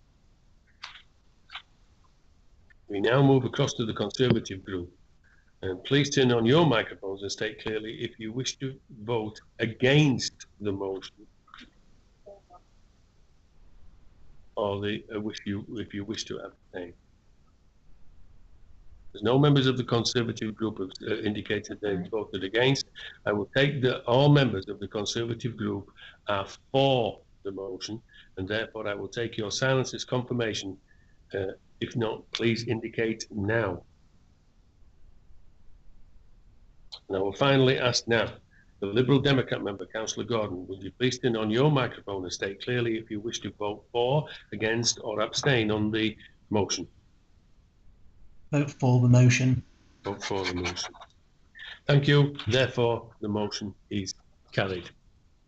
And that was the final motion to council of the 2020 year, or the year of the mask as it's known. Apologise for any delay caused by the lack of connection earlier on.